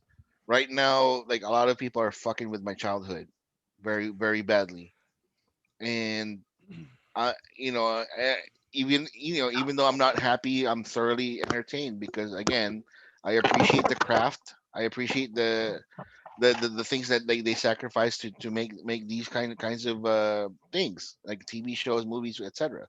Do I have to like them? No, No. but I can appreciate them, for what it is. They the people that worked on it worked their hardest, and as long as Mark Bernardin doesn't fucking write anything for this piece of shit anymore, I'm okay. Wow. So fuck that guy. Wow. You have a personal vendetta against this guy. Like the perfect storm of my of my of a movie is like a Taika Waititi movie directed by him that's written by Mark Bernardin and fucking acted by LeBron James. You know what I mean? That for me that would have been like, hey, you know what? I gotta watch this movie. With teen angst as the thing that sets off the story. Yeah, a 40-year-old fucking guy with teenage angst. Yep, gotcha. I can't wait. Oh man, alrighty. And then, but again, like I saw this. I was finished watching the series, and I saw Pinhead's YouTube video about it, and he didn't go off on the show because of the fact that, and I appreciated that he went off on the guy, which I understand, and I do agree with Pinhead that Dogma is a top tier movie. For him, it's a very good movie for Kevin Smith. So, and I like that, and then Mallrats also because of the fact that that one scene with the two kids, and what's the guy's what's the kid's name or the guy that went pissed off? Ethan Suplee. Ethan. My God, he was so mad, bro. He was. That was the best part. Yeah. So I was just like, it was awesome, and like when I heard Pinhead's comments on Kevin Smith, I was like, that's why I gave Kevin Smith credit for that part, because I imagine that Kevin had to pull him back before he ripped the kids' heads off. Right, because he was that that's mad. a good director, Yeah. Other than that, because he looked like he was really about to rip their fucking head off. So. Yeah, there you go. No, but that was like again, like I thoroughly respect Kevin Smith and the things that he does for his fans and all that stuff, right? I don't critique him for the decisions that he made for this show, but again, as somebody that watches the show, when you see the trailer and it's nothing but He-Man, this Skeletor, that, this and that. I expect more than just one or two episodes. Like exactly. even if it's six episodes of it. You know what I mean? I want like them there, even if they're in the background fucking jerking off each other. I don't care as long as they're in the background. They can have the little Tila and what is even the other girl's name? I don't know if Andra. Mandra. Andra. Rose. Androgynous? Is that what it was? Andra, and then the last name is Janus. Okay, I got you. Andra. He's a new character, right? Yeah, it's a new character. And then, dude, what's up with Tila's haircut, bro? I'm like, so that was inspired by Captain Karen. No, Kevin Smith worked on Supergirl, and he said that Kyler Lay, Supergirl's sister, had her hair like that, and he said, "Oh, that was badass." So there you go. You know who has a badass haircut? See, you're putting so much more into it when it's just a simple explanation of I worked on Supergirl and the actress had this badass. But you know who has a badass haircut that they could have worked instead of fucking whatever that was. Enlighten me, please, too. Alexandra Trece. Yeah, because Kevin Smith watched that. And he should have watched it because he would have been like, you know what, I made a mistake. Oh yeah. Let me fucking change this. Sure. Yeah, really ripping off another animated character's hairstyle and putting it in another animated character. That's really original. I mean, because he ripped off this fucking thing off of like Captain Karen's haircut, man. Oh boy. Alrighty. Well, one more thing I saw on Netflix. The trailer looked awesome. The trailer looked really awesome, and I was like, "Oh, Bruce Willis, Frank Grillo, oh god, yeah. Oh god, yeah!" And then I was like, halfway through it, I was like, "What the fuck is this piece of shit? This is fucking bad." And you don't even see that shit. It's the cosmic right? Sin. And what really threw me off, and I was telling Pinhead, and he was like, he couldn't believe that I thought it was bad, and I was like, "Yeah, this fucking piece of shit is bad." I had to watch White Chicks after to like just to cheer me up after because I felt fucking terrible after. So what really got me like the beginning of the film was great, was cool. I'm like, oh, that's freaking badass. That's awesome. There's this alien war or whatever. They're preparing for, like, humans are preparing for this this war that could happen at any time from aliens. That's cool. Okay. Until there's like this suborbital cannon on this planet. The suborbital cannon / station looks like a fucking brewery in Midtown Reno. Nice. With bright colored lights. And I'm like, what the fuck is this shit? Are we on a space station or are we on like another planet or what? So I don't know. It was just, and the fact that Bruce Willis was just like, you did this shit? Like, I know you like money, but holy shit, man. Come on, Armageddon. From Armageddon and Die Hard to this, and Disney's the kid to this. I'm like, well, Disney's the kid sucked. So yeah, Cosmic Sin. If you want a good time, not really. I'm ready. Simply delicious. You don't understand. I'll probably love it. I'll probably really love it. If you guys are anime aficionados, you guys are probably familiar with Rurouni Kenshin or Samurai X, old 90s movie or old 90s cartoon about a Ronin, wandering samurai that killed so many people. He was called the Manslayer, and then he didn't want to kill anymore, so he just tried to live his life whatever peacefully. Kung Fu? No. Rurouni Kenshin. This is probably the best adapted anime movie. It's a franchise. It's like five movies. Is it Samurais? Samurai X, yeah. Yeah. There's two movies right now on Netflix. Rurouni Kenshin the beginning, and then Rurouni Kenshin the end. You can watch either one of those. It'll tell you the story of who he was or whatever, and it's not even like the what the anime was all about. The first three movies that came out was actually the three seasons of each anime, or of the anime that was created. So it's actually pretty cool, and it's great fighting scenes with the samurai swords and everything. Very entertaining. Even the acting was pretty stellar. So if you guys want to watch, like, or just lose your minds on samurai movies and whatever, that's a good watch for you guys. Even if you're not a fan of the anime, I think it's a good samurai movie. So check those out. I love you, Julia. I'll never watch it. I know. And I really love you, but I'll never watch it. You gotta say it's really bad first, and then you're going to watch it. Yeah, it's all right. And again, it's just a suggestion for people. In case you know what, no, I'm in the mood for like some slashing movie, like along with the gods. You fucking haven't seen it, yeah, Mike. That was good. So you need to shut the fuck up. You started it, but did you finish halfway. it? Did you finish it?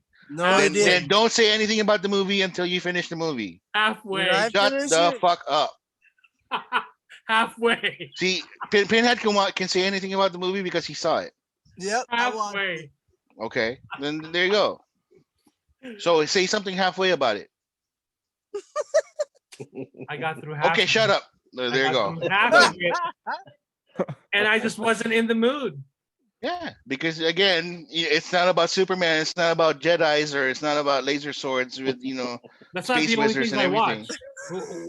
Who are you to say that that's the only thing I watch? Halfway. So you're profiling me based on what, my fandom? Wow, No, profiler. it's based on your podcast. I thought this was just an entertainment podcast. Right, and we talk about other things. We've talked about racism. Wow. When did we talk about that? When did we talk about that? Are you serious? I know we talked about that all the time. Okay, exactly. Because Jester short sold our podcast is just entertainment podcast. We don't really get to talk about much as entertainment. What are you talking about? Wow, really? What else am I supposed to say? Pop culture, baby. Pop culture. Oh, pop culture. Damn. I'm sorry. I forgot it was my show. So I'll say whatever. Also, I on your want. show, you can just say whatever about our show You can and shortchange us all. misrepresent it. And misrepresent it. No, like Right. and like, oh, welcome to my show. My name is Jester, and like you guys know me from the other piece of shit show. Yeah, and he was like, Yeah, because that's what I said. That's and what he's I like- said. And during this recording, he's posting shit about his show. He's promoting his podcast. know. While recording. I was like, Yeah. wow, the audacity. I'm like, not gonna couldn't interrupt wait- you guys. You couldn't wait till after? Like, I got man, stuff to do, bud. he's like itching to like, I want to get out of this shit.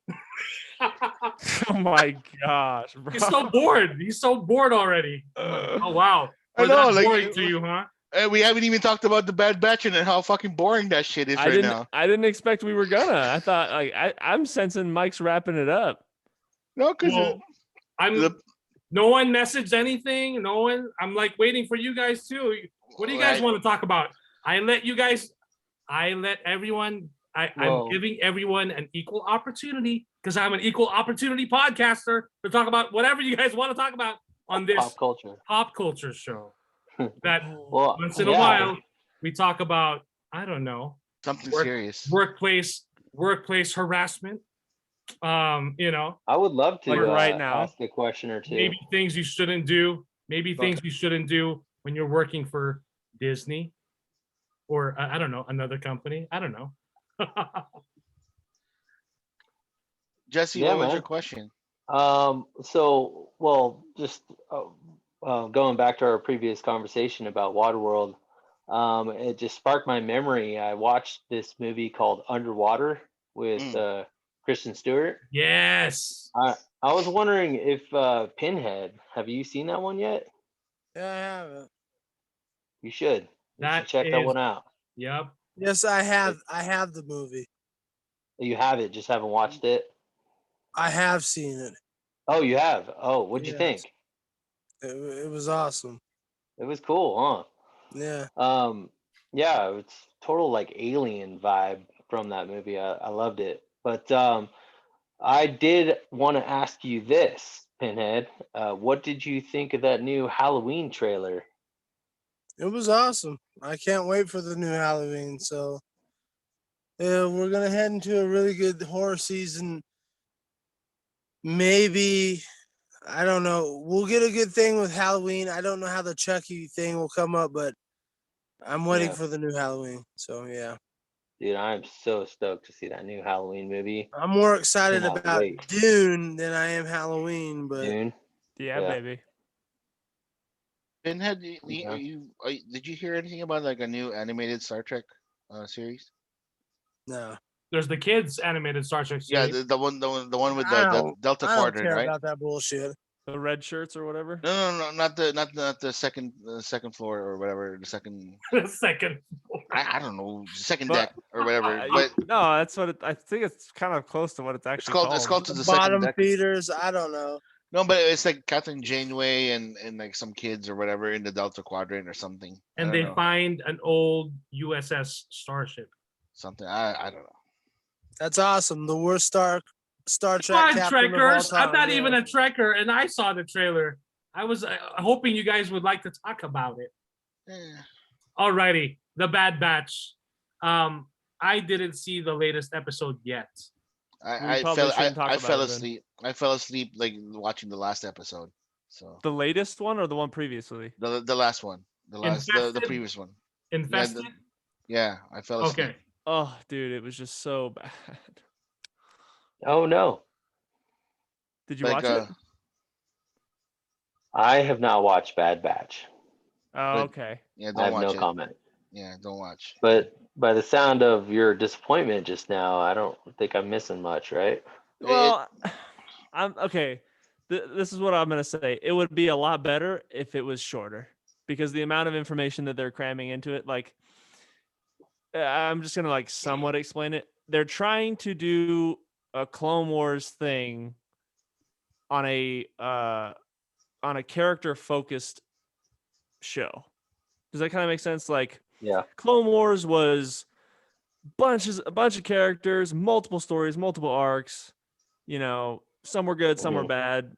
Blah blah blah blah. Bad Batch, you're following these guys. That's it. Mhm. Well, when they try to do Clone Wars stuff with these guys, it just gets boring.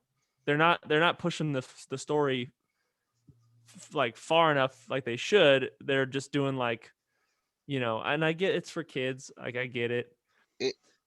It reminds me of like a MMO RPG. Like you're doing fucking side quests.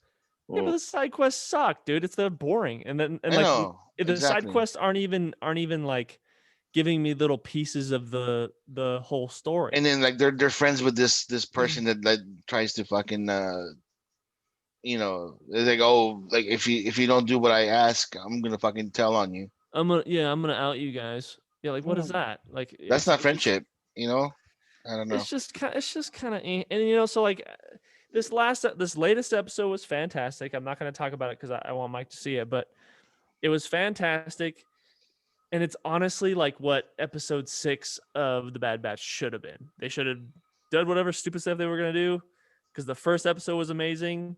Then the other two were like, or the other ones were like, okay. And if they did this episode, like episode 6, I think it would have been a good balance. But I'm sure we'll go into it more next week. I'm sure when we do the show. What was Rika in that Rika? Oh, and Omega. And Hunter. Yeah. Yeah, no. Well, I mean, if Mike still wants me on the show, of course, we'll definitely talk about it next. Oh, Saturday. I want you on the show. It's okay. I feel a little hurt that you're so bored that. Who said I'm bored? I don't know. You seem bored. Okay, so you're assuming I'm bored, or I don't know. Not participating. How am I not participating? No. He was participating. Never mind. Man, you fucking posted an IG thing about your other podcast while we're doing this podcast. Yeah, so what? Me, so what? Don't do that. That's that not threw cool. me. That threw me off because we're doing our podcast, and then, I mean, you can do whatever you want on your own time. I don't know. I just. Okay, well, if you find that as rude, then I won't do that. Yeah. And I mean, we're family. But don't be Dominic's little brother. It's your show, so John Cena. Yeah. Jesse, have you seen the Clone Wars? Oh, no. Okay. And that's why I haven't watched Bad Batch, because I know that right. these kind of follow that. And I do want to watch it though, but I was thinking for my kids to be at the right age to jump into Clone Wars, because like right now they won't really quite get it. Right. But since I've missed them all anyways, I was just kind of waiting for that moment. Right. Isn't there like something on Google, like the most important episodes to watch in the Clone Wars, so you can bypass the other stuff? I've seen that. Like they've broken it down too on like which episode to watch in chronological order type thing. Yeah. And I was thinking about doing that here once the kids will understand it. Right. Your daughter is 8. How old is your other kid? 4. Oh, okay. And yeah, he watched Black Widow too. Oh wow. Okay, cool. Nice. So I think you can introduce them to the Clone Wars. I think they're at the right age. Oh really? Okay. Yeah, I think so. Because season 1 starts out, it's very kiddie. The first few episodes. I mean, even the first season. Yeah. But then as you get to season 2 and it gets darker, it gets more mature. Okay. Yeah.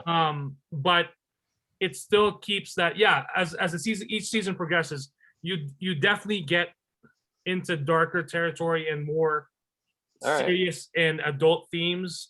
But it's still Star Wars, but just the way they did it is very well done. Well, yeah. we watched the prequels recently, and my daughter, we watched Revenge of the Sith, and well, the part where Anakin and the younglings happened. Oh boy. Oh, my daughter lost her shit, and then my wife came in like, "Why are you letting her watch this?" I'm like, "It's part of the story. This has to happen so she can understand why he turns into Darth Vader. Like, she has to watch this." And my wife wanted to. Oh, she was so upset with me. Look, but I was honey, like, hey, they're killing kids your age. Isn't that exactly. gnarly? Yeah, my wife was not happy about that. But it's like, how else are you going to explain like his transformation? So Yeah. But yeah, we'll watch the Clone Wars eventually. I might jump into that. It's on Disney Plus, right? Yep. All the episodes. It's Yeah. all of there. it. Yeah, I'll have to check it out then. No, the only Star Wars I want to watch now is like that horror Star Wars that Pinhead's gonna write. So, Dude, oh my gosh, that'd be so cool. remember when we talked about the monster and Yeah. then the Jedi's and the Padawan and the Sith and all that shit. Mhm. There's You going can to do be a that. lot of people getting raped in that Star Exactly. Wars. I'm perfectly fine. I think the universe is ready for an R-rated Star Wars. Yeah. And I can't wait. I mean, you killed children. Why can't I rape people? Exactly. Mm. He has a point. Oh boy. See, but I do love Jesse for Exactly. saying that that Princess Leia should have driven that fucking cruise ship and fucking punted the whole fleet. It's like, why give it to this purple hair Haldo girl? Like, she had no relevance. Like, I don't understand it. It would have made so much more sense for Leia. It would have been the most badass way to go, right? Yeah, she saved her fleet, saved the survivors. She went out like a hero. Like, I didn't get that, but I didn't get a lot of things in that movie, honestly. So I did like the Mary That's what it Poppins is. thing though. That was pretty cool. Oh, you did Oh, not. man, You did dude. not. Oh yeah, I love that. You But that was like, I was filthy like, liar. Like why he was the strongest one. She was the strongest one in the Force with the twins. Oh, well, how can she not fucking be doing that stuff? Because you haven't seen it. Too little, too late. But Like, in the original trilogy, did you see fucking Luke do anything outside of Empire Strikes Back? No. Okay. So how But do you know you know what he's would have strong in been the Force? cool is if she buried Poppins back into the ship. Yeah. And or no, I'm sorry. When it blew up and she was underneath all that rubble, she should have went like Spider-Man in Homecoming, I think it was, where he like and pushed all that rubble off. Yeah. She should have done that with the Force and like repaired the ship or something. There's so many other things I could think of that. Literally anything else would have been better than that scene. Anything Right? else. Elven titties would have been there. Elven titties would have been all way the better way. than that crap. Absolutely. Oh boy. I can't wait until we get to do a commentary on The Last Jedi. When are we going to do that? The sequel trilogy. Never, because we keep talking about it and never do shit. So never. I'm just gonna keep quiet. Well, I'm gonna be like, hey, you know what? There you go. See, there you go. He's just gonna be like, I like this part. This is my favorite part. I like this part a lot too. Especially when he started sucking on the green milk from the titty. Oh yeah. Oh, AKA a metaphor for fanboy tears. Yep, there you go. Ryan Johnson. Love it. Boy. Yeah. I don't get why people don't like the Mary Poppins, because I was genuinely surprised by it. I know, because I was like, that's a very Disney thing to do, because Disney is fucking owning Star Wars now. So hey, there you go, Mary Poppins. Well, literally how I felt like when she died, I was like, damn, that was That was actually a pretty interesting way for her to go. And I was satisfied. I was honestly satisfied. And then they just like, she opened her eyes. I'm like, oh no, please. And then they just took it away. So you were satisfied with Leia, just like, that's it? Yeah, because because Ben actually, or actually it wasn't even Ben that shot it. Because he couldn't do it. They hyped it up to where like he was gonna kill her because he killed his father. And you were like, wow, like, you know, he's gonna actually do it. And then when he takes his finger off the trigger, and it's like, yeah, man, you can't kill your own mother. And then his other guys, his wingmen, do it. Mm-hmm. I was like, damn. And technically, he didn't turn on the lightsaber. It was Han Solo that did that, by the way. Right. And that's what I'm saying is like he couldn't take out his parents, and like for them to still go, I thought was really interesting for his character. And then they just, I don't know, they just do that, and it's like, okay, whatever. And then she dies of what, old age? Like, yeah, okay. the last instance of mother's love is just like, Ben, you can still Ben. Well, she used supposedly it's a theory that she used her remaining force power, or like her essence, to conjure Han. Yep. To reach out to Kylo Ben. Yep. But I didn't get any of that. I just was like, this is weird. This doesn't make sense. Nothing makes sense. So my cheeks kept tightening, and I said, you know what? I don't believe it. This is why we need an R-rated Star Wars movie written by Pinhead. I know, because if I had my way, she would have got the shit raped out of her, beaten to death, and she would have been thrown out of the airlock, and then there you go. You wouldn't have had to complain about it. There you go. Oh my God. Wow. There you go. See, Kuya likes it already. There you go. I mean, I'm all in. See? Here's my that's just act one. That's just act one. Oh no. Here's my pitch for an R-rated Star Wars movie is we're gonna take place in Jabba's area, where it's all seedy, underworld, gangsters, and do like a kind of a casino type movie, but with Jabba the Hutt and stuff, where he's like, you know, the mob boss and stuff like that. I don't know. I kind of thought that would be interesting. With all the bounty hunters and stuff, it'd be kind of bounty cool. hunters, yeah. I don't know. Oh yeah, like, see, just like bounty hunters. Oh shit. No, honestly, my R-rated movie would be Vader right after Episode 3 and his prime to madness. That would be my R-rated movie. And if I were to be honest, none of you guys would like my Star Wars interpretation, because it would have way too much Lady Gaga in it. So fuck all y'all. You know what? She can be Lady Jade. I don't care. Fucking like she can be Luke Skywalker's wife. I don't care. It doesn't matter. Dude, seriously, Lady Gaga in a Star Wars movie is like peanut butter and jelly. Yeah, it would make sense. Lady Gaga like dresses so like weird and like has a great look and all that stuff. Like perfect for Star Wars. Oh my gosh, that'd be awesome. Wasn't there like a Jedi Master that's like a female that's like super badass? Been a few, I believe. Besides Rey Palpatine, Skywalker. Well, well, she is a badass. Yeah, I'm just saying. Sort of. Rey, like that's how I say it. Rey Palpatine - Skywalker. Wannabe Skywalker. Yeah. So well, I mean, like dark. Like there's been a lot of dark, evil. Ooh, how about Lady Gaga's Ventress? Ooh, shit. Yeah, that's what I was saying there, Ventress. Yeah. And then she's gonna bust out the mic and start singing. Oh man. Pinhead, like Lady Gaga as Ventress. She's the bad guy. She ends up killing like Jedi, space wizards, and everybody else, man. How about Except she's a bounty hunter now. Oh yeah, she's a bounty hunter now. It's gonna be a Sith romance instead of a bad romance. What's Lady Gaga's lightsaber color? Pinhead.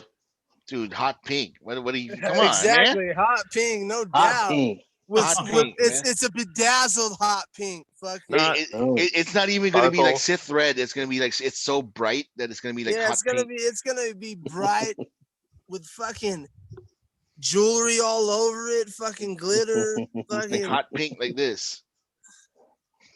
It's fucking rose lotion. Right here. Oh yeah. So Yeah. Lotion right by the computer. Nice. Hey, Hell like, yeah. I need to watch my Nick, YouPorn did you- sometime. gotta man. be ready. Gotta be ready, bro. Especially for the hentai. Woo! I know. You know, I don't want to chafe, bro. I mean, come on. So I don't know if you guys saw, Shave. there is a brand new ad from Burberry perfume or fragrance with Adam Driver in the promotional campaign. Wait, isn't he in House of Gucci? What the hell's going? Yes, he's also in House of Gucci, which looks amazing. Yeah, it Starring does. also Lady Gaga and Is this gonna be Al like Pacino. the Oscar thing that Scorsese's gonna have? Wait, no, it's not Scorsese. It's Really? Ridley Scott. So Yeah. So there is the new Burberry ad has Adam Driver in it with a horse, and of course he's looking ripped. So I shared it on the group chat. I don't know if you guys got a chance to see it. yeah, I didn't check it out, man. They I never check basically out an oral knots video with Kylo Ren saying that he sold out to Burberry. I'll forward it to you, Jesse, so you can check it.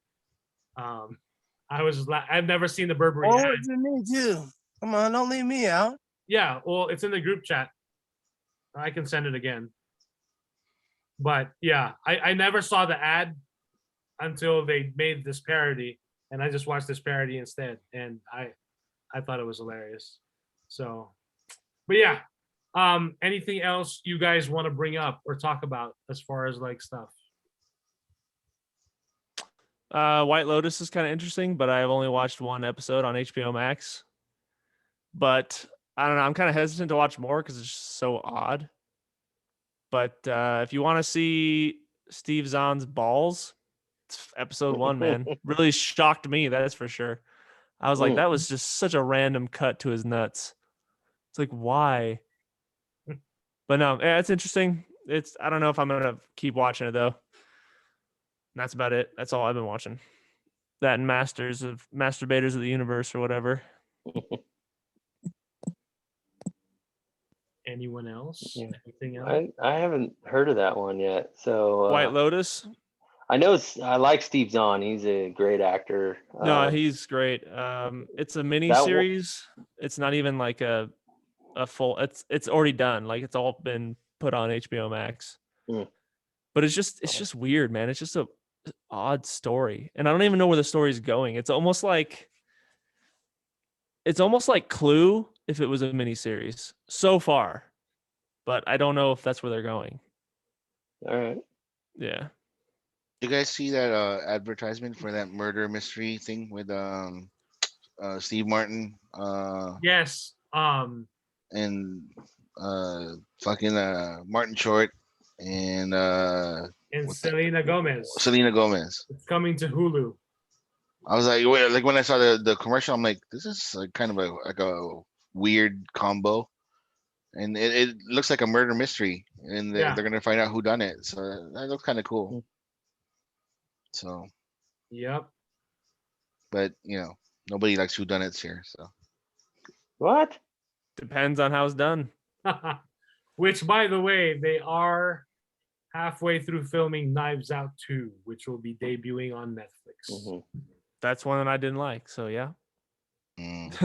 Depends on how it's done. Well, that was very nice, but it's all right. We will see. So, Only Murders in the Building is the name of that show. Yeah. Coming to Hulu. So that's Steve Martin, Martin Short, who, by the way, are also coming to town. They've got like a show coming up here. If Selena Gomez was coming with them, then I would have gone instantly like that. Hey, so you think that the spoiler for that thing is gonna be like Chevy Chase is the murderer? That'd be funny as hell, man. I'm so nostalgic for the Three Amigos. It's like one of my favorite movies ever. Like, have you guys seen those? Pinhead, have you seen the Three Amigos? Yeah, it's one of my all-time favorite westerns of all time. It's funny, man. It's the greatest western of all time. It is. I have not seen it. I'm ashamed to say. Really? What? Mike, you have to go watch it, Mike. You're Yeah, slipping. it's We are the three amigos. How could you?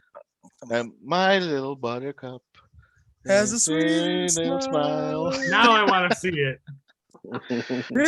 I swear, I swear to God. And then the name of the bad guy is El Guapo. Oh man. You will. Every time I see it, every time I watch it, man, I want to fucking watch it now. God damn it. And Kuya, Yes, sir. please don't speak for me because one of my favorite films of all time is a whodunit. So. No. Oh, Ooh, which one? Terminator Predator 2. 2. Oh yeah, Predator 2. Yeah. Which they are also making a series. I don't know if it's a series or a movie. Prequel to the very first Predator that landed on our, I think. Yeah, the first Predator that landed, or the first Hunter that landed in our. So wouldn't that have been like thousands of years ago? There you go. Yeah.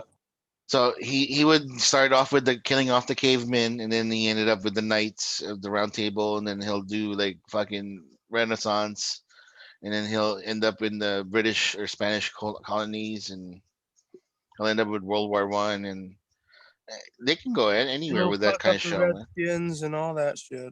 Yeah, Let's see some dinos. Let's see him fighting the T-Rex or something. Can't do that. Then it'll fuck up the Beast Wars movie.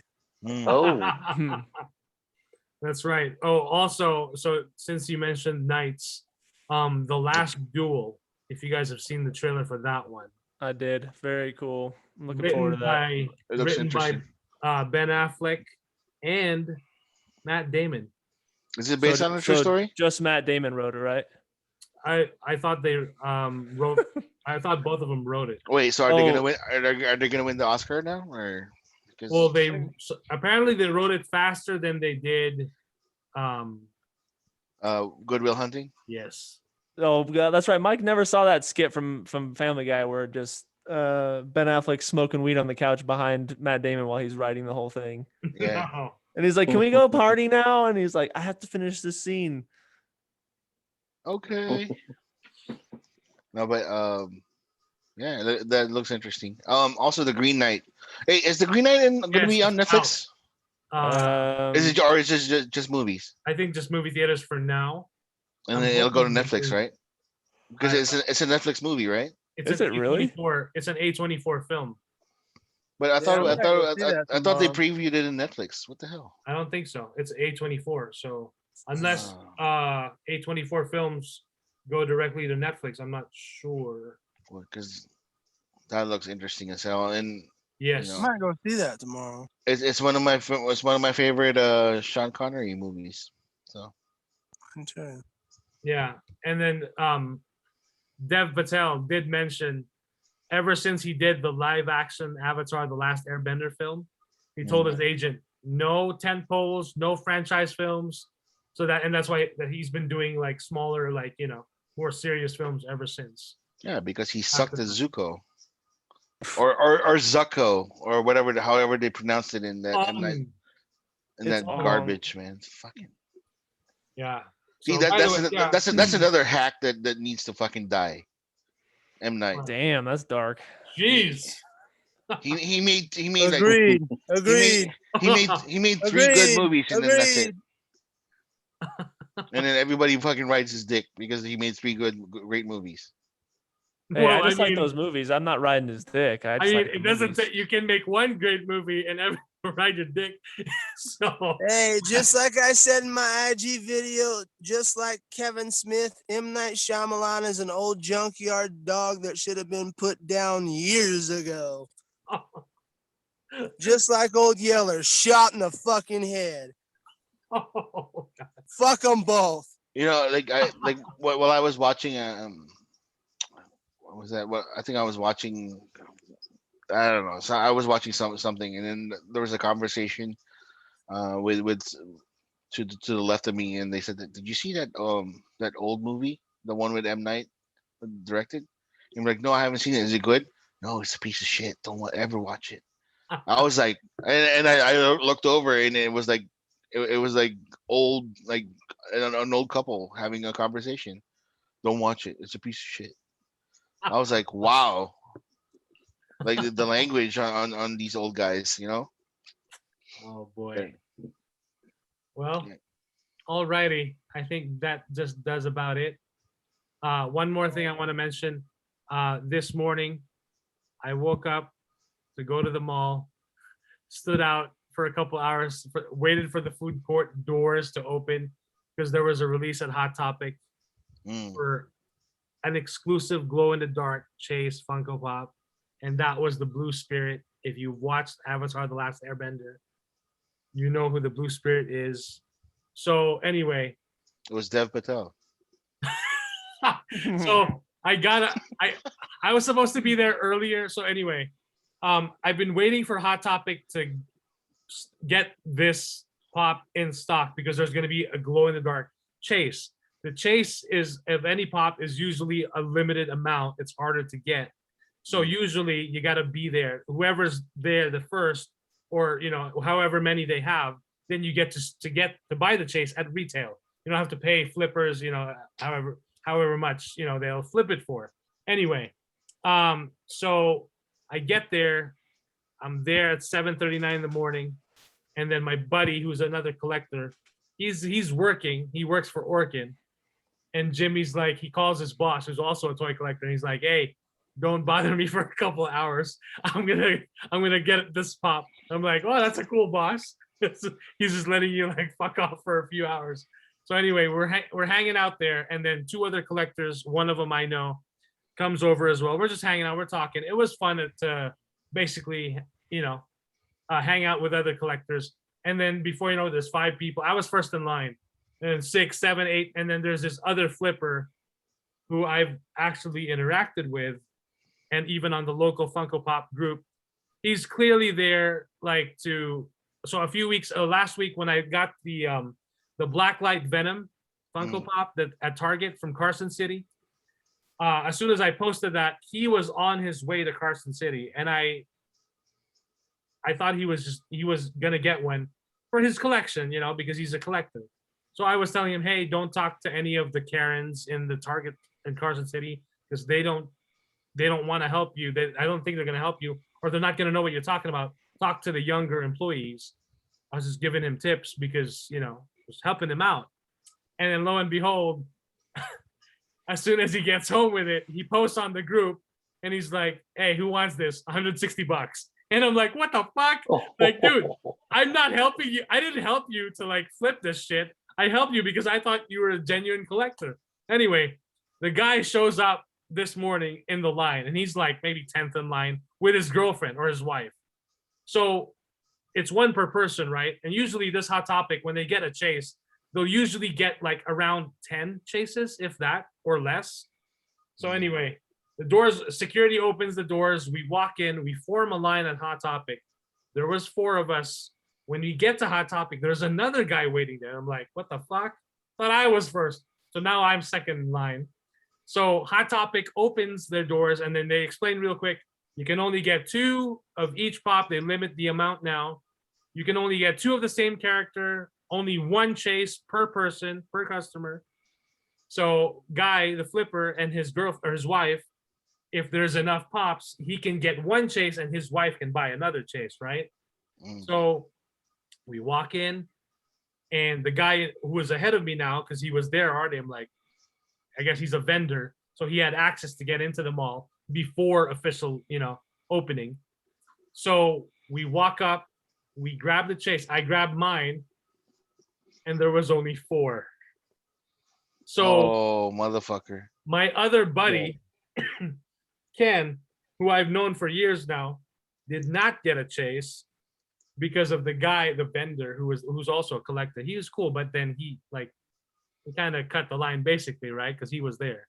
I'm like, that sucks, dude. Anyway, my other buddy, Jimmy, was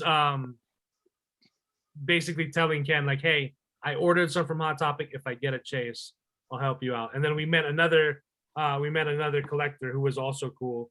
he doesn't do social media. He's actually going to start Dakota. He's actually going to start med school on Monday, and he was just like excited to like talk with other Funko Pop collectors and like just hang out. So that was fun. So anyway, aside from that, I got my Zack Snyder's Justice League Black Suit Superman in 2 different poses because one was a Hot Topic exclusive. So I was happy because I got my chase, but I felt bad for Ken because he didn't get one, even if he was there early. But we felt good and happy because Mr. Flipper and his wife didn't get shit. Because he even asked the employees, like, you got any more chases? And the employee was like, we only got 4. That's it. So he was like, fuck. Damn. So, and then in the game of the Funko Pop game, like the early bird catches the worm. So I was glad that I woke, because last night at work during our break, I was scrolling through Instagram and Hot Topic posted like, we got these in stock, and they took a picture of the pops that they got in stock, and the Blue Spirit was there, and so was Black Suit Superman. And then, they were like, doors open at 10. So I'm like, oh shit, I gotta wake up early. And so I did. So that was fun. It's on YouTube. It's on TikTok. Yeah. If we sold all of your collections right now, how much would it cost? Like roughly, what's the value right now of all your? I could buy a brand new 300,000. I could buy a brand new Tesla. Really? Model 3, a souped up Model 3. Oh shit!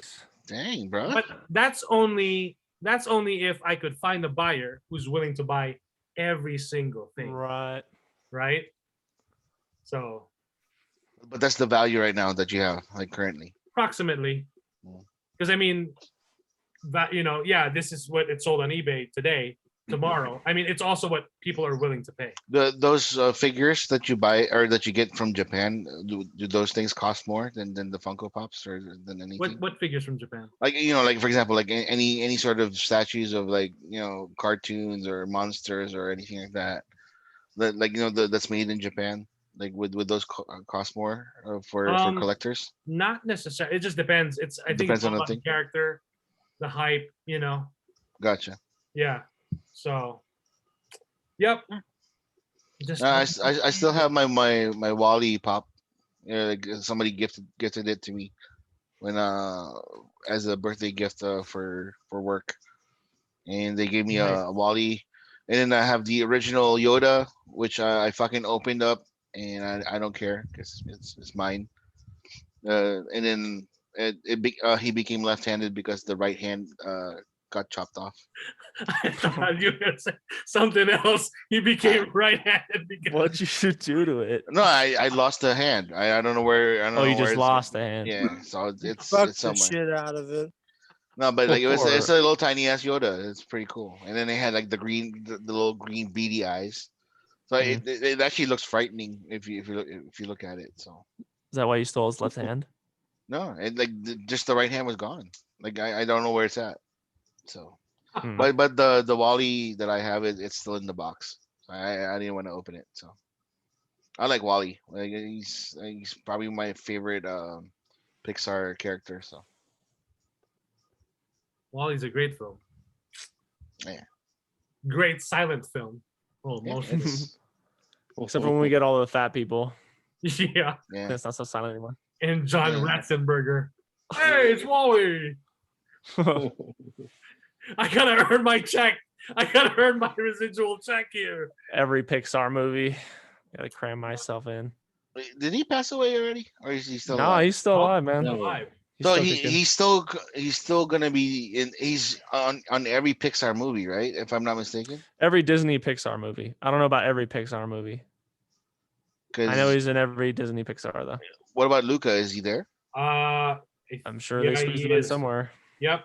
His Yeah, name. that's I haven't seen Luca yet because it looked a little sketch.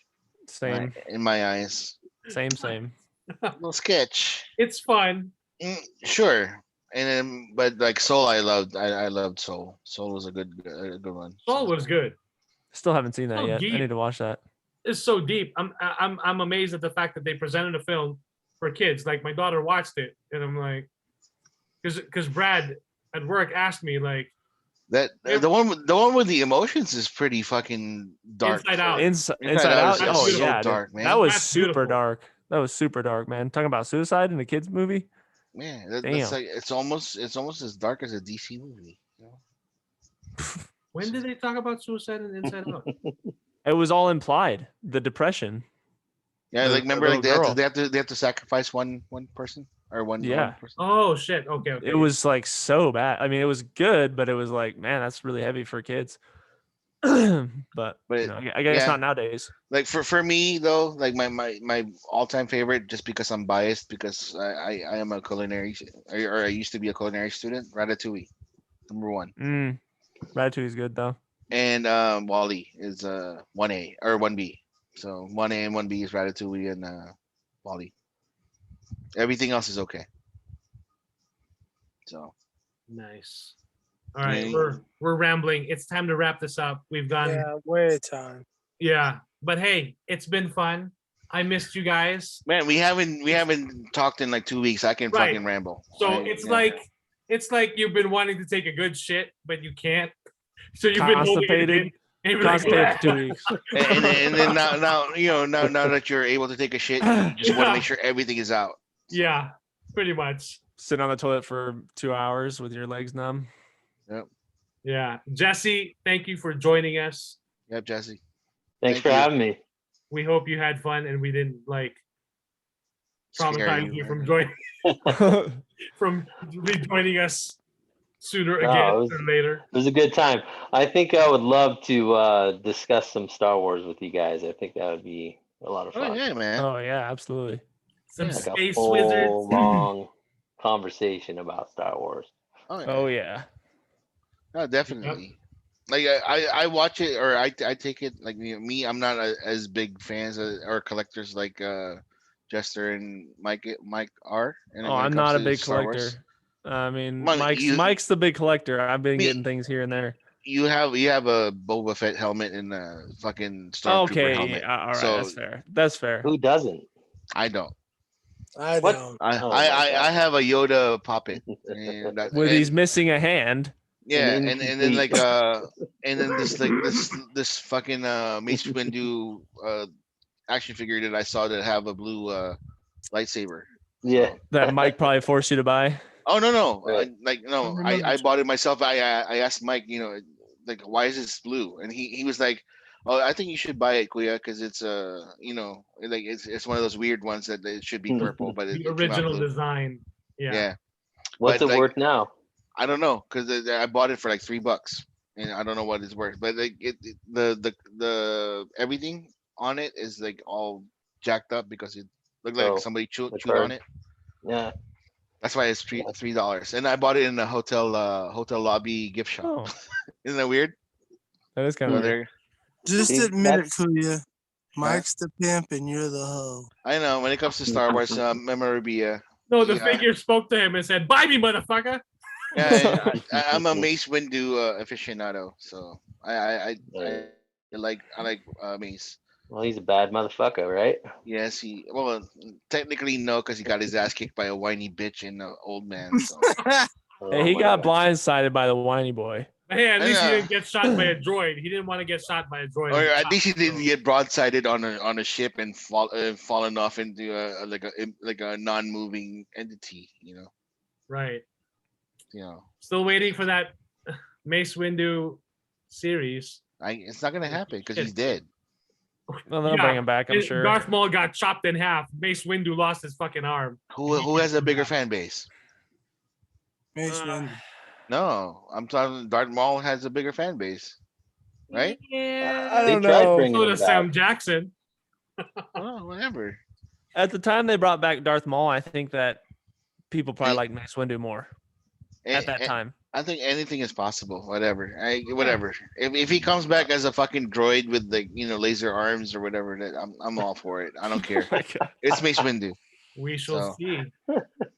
Alrighty. Thank you guys for listening. If you got this far, Yeah. you guys Was- know where to look for our info below. Make sure to check out Jurassic Jesse on Instagram. Yeah. Follow him. And don't forget Jester's podcast. It's on the IG and all that stuff. It's somewhere. Him and his friends are like talking about like stuff. Yep. So Stuff. whatever that stuff was, I don't know. I heard the first podcast and like I was like, oh, they're talking about stuff. Well, that's what you do on a podcast. Yeah. Yep. You talk. If you don't talk, that's not a podcast. Yeah, it's Alrighty. a Zoom meeting. Yeah, it's gonna Yeah. be an email. Alrighty. Thank you guys for listening. It's been fun. Bye bye. I miss you guys. Till the Bye. next episode.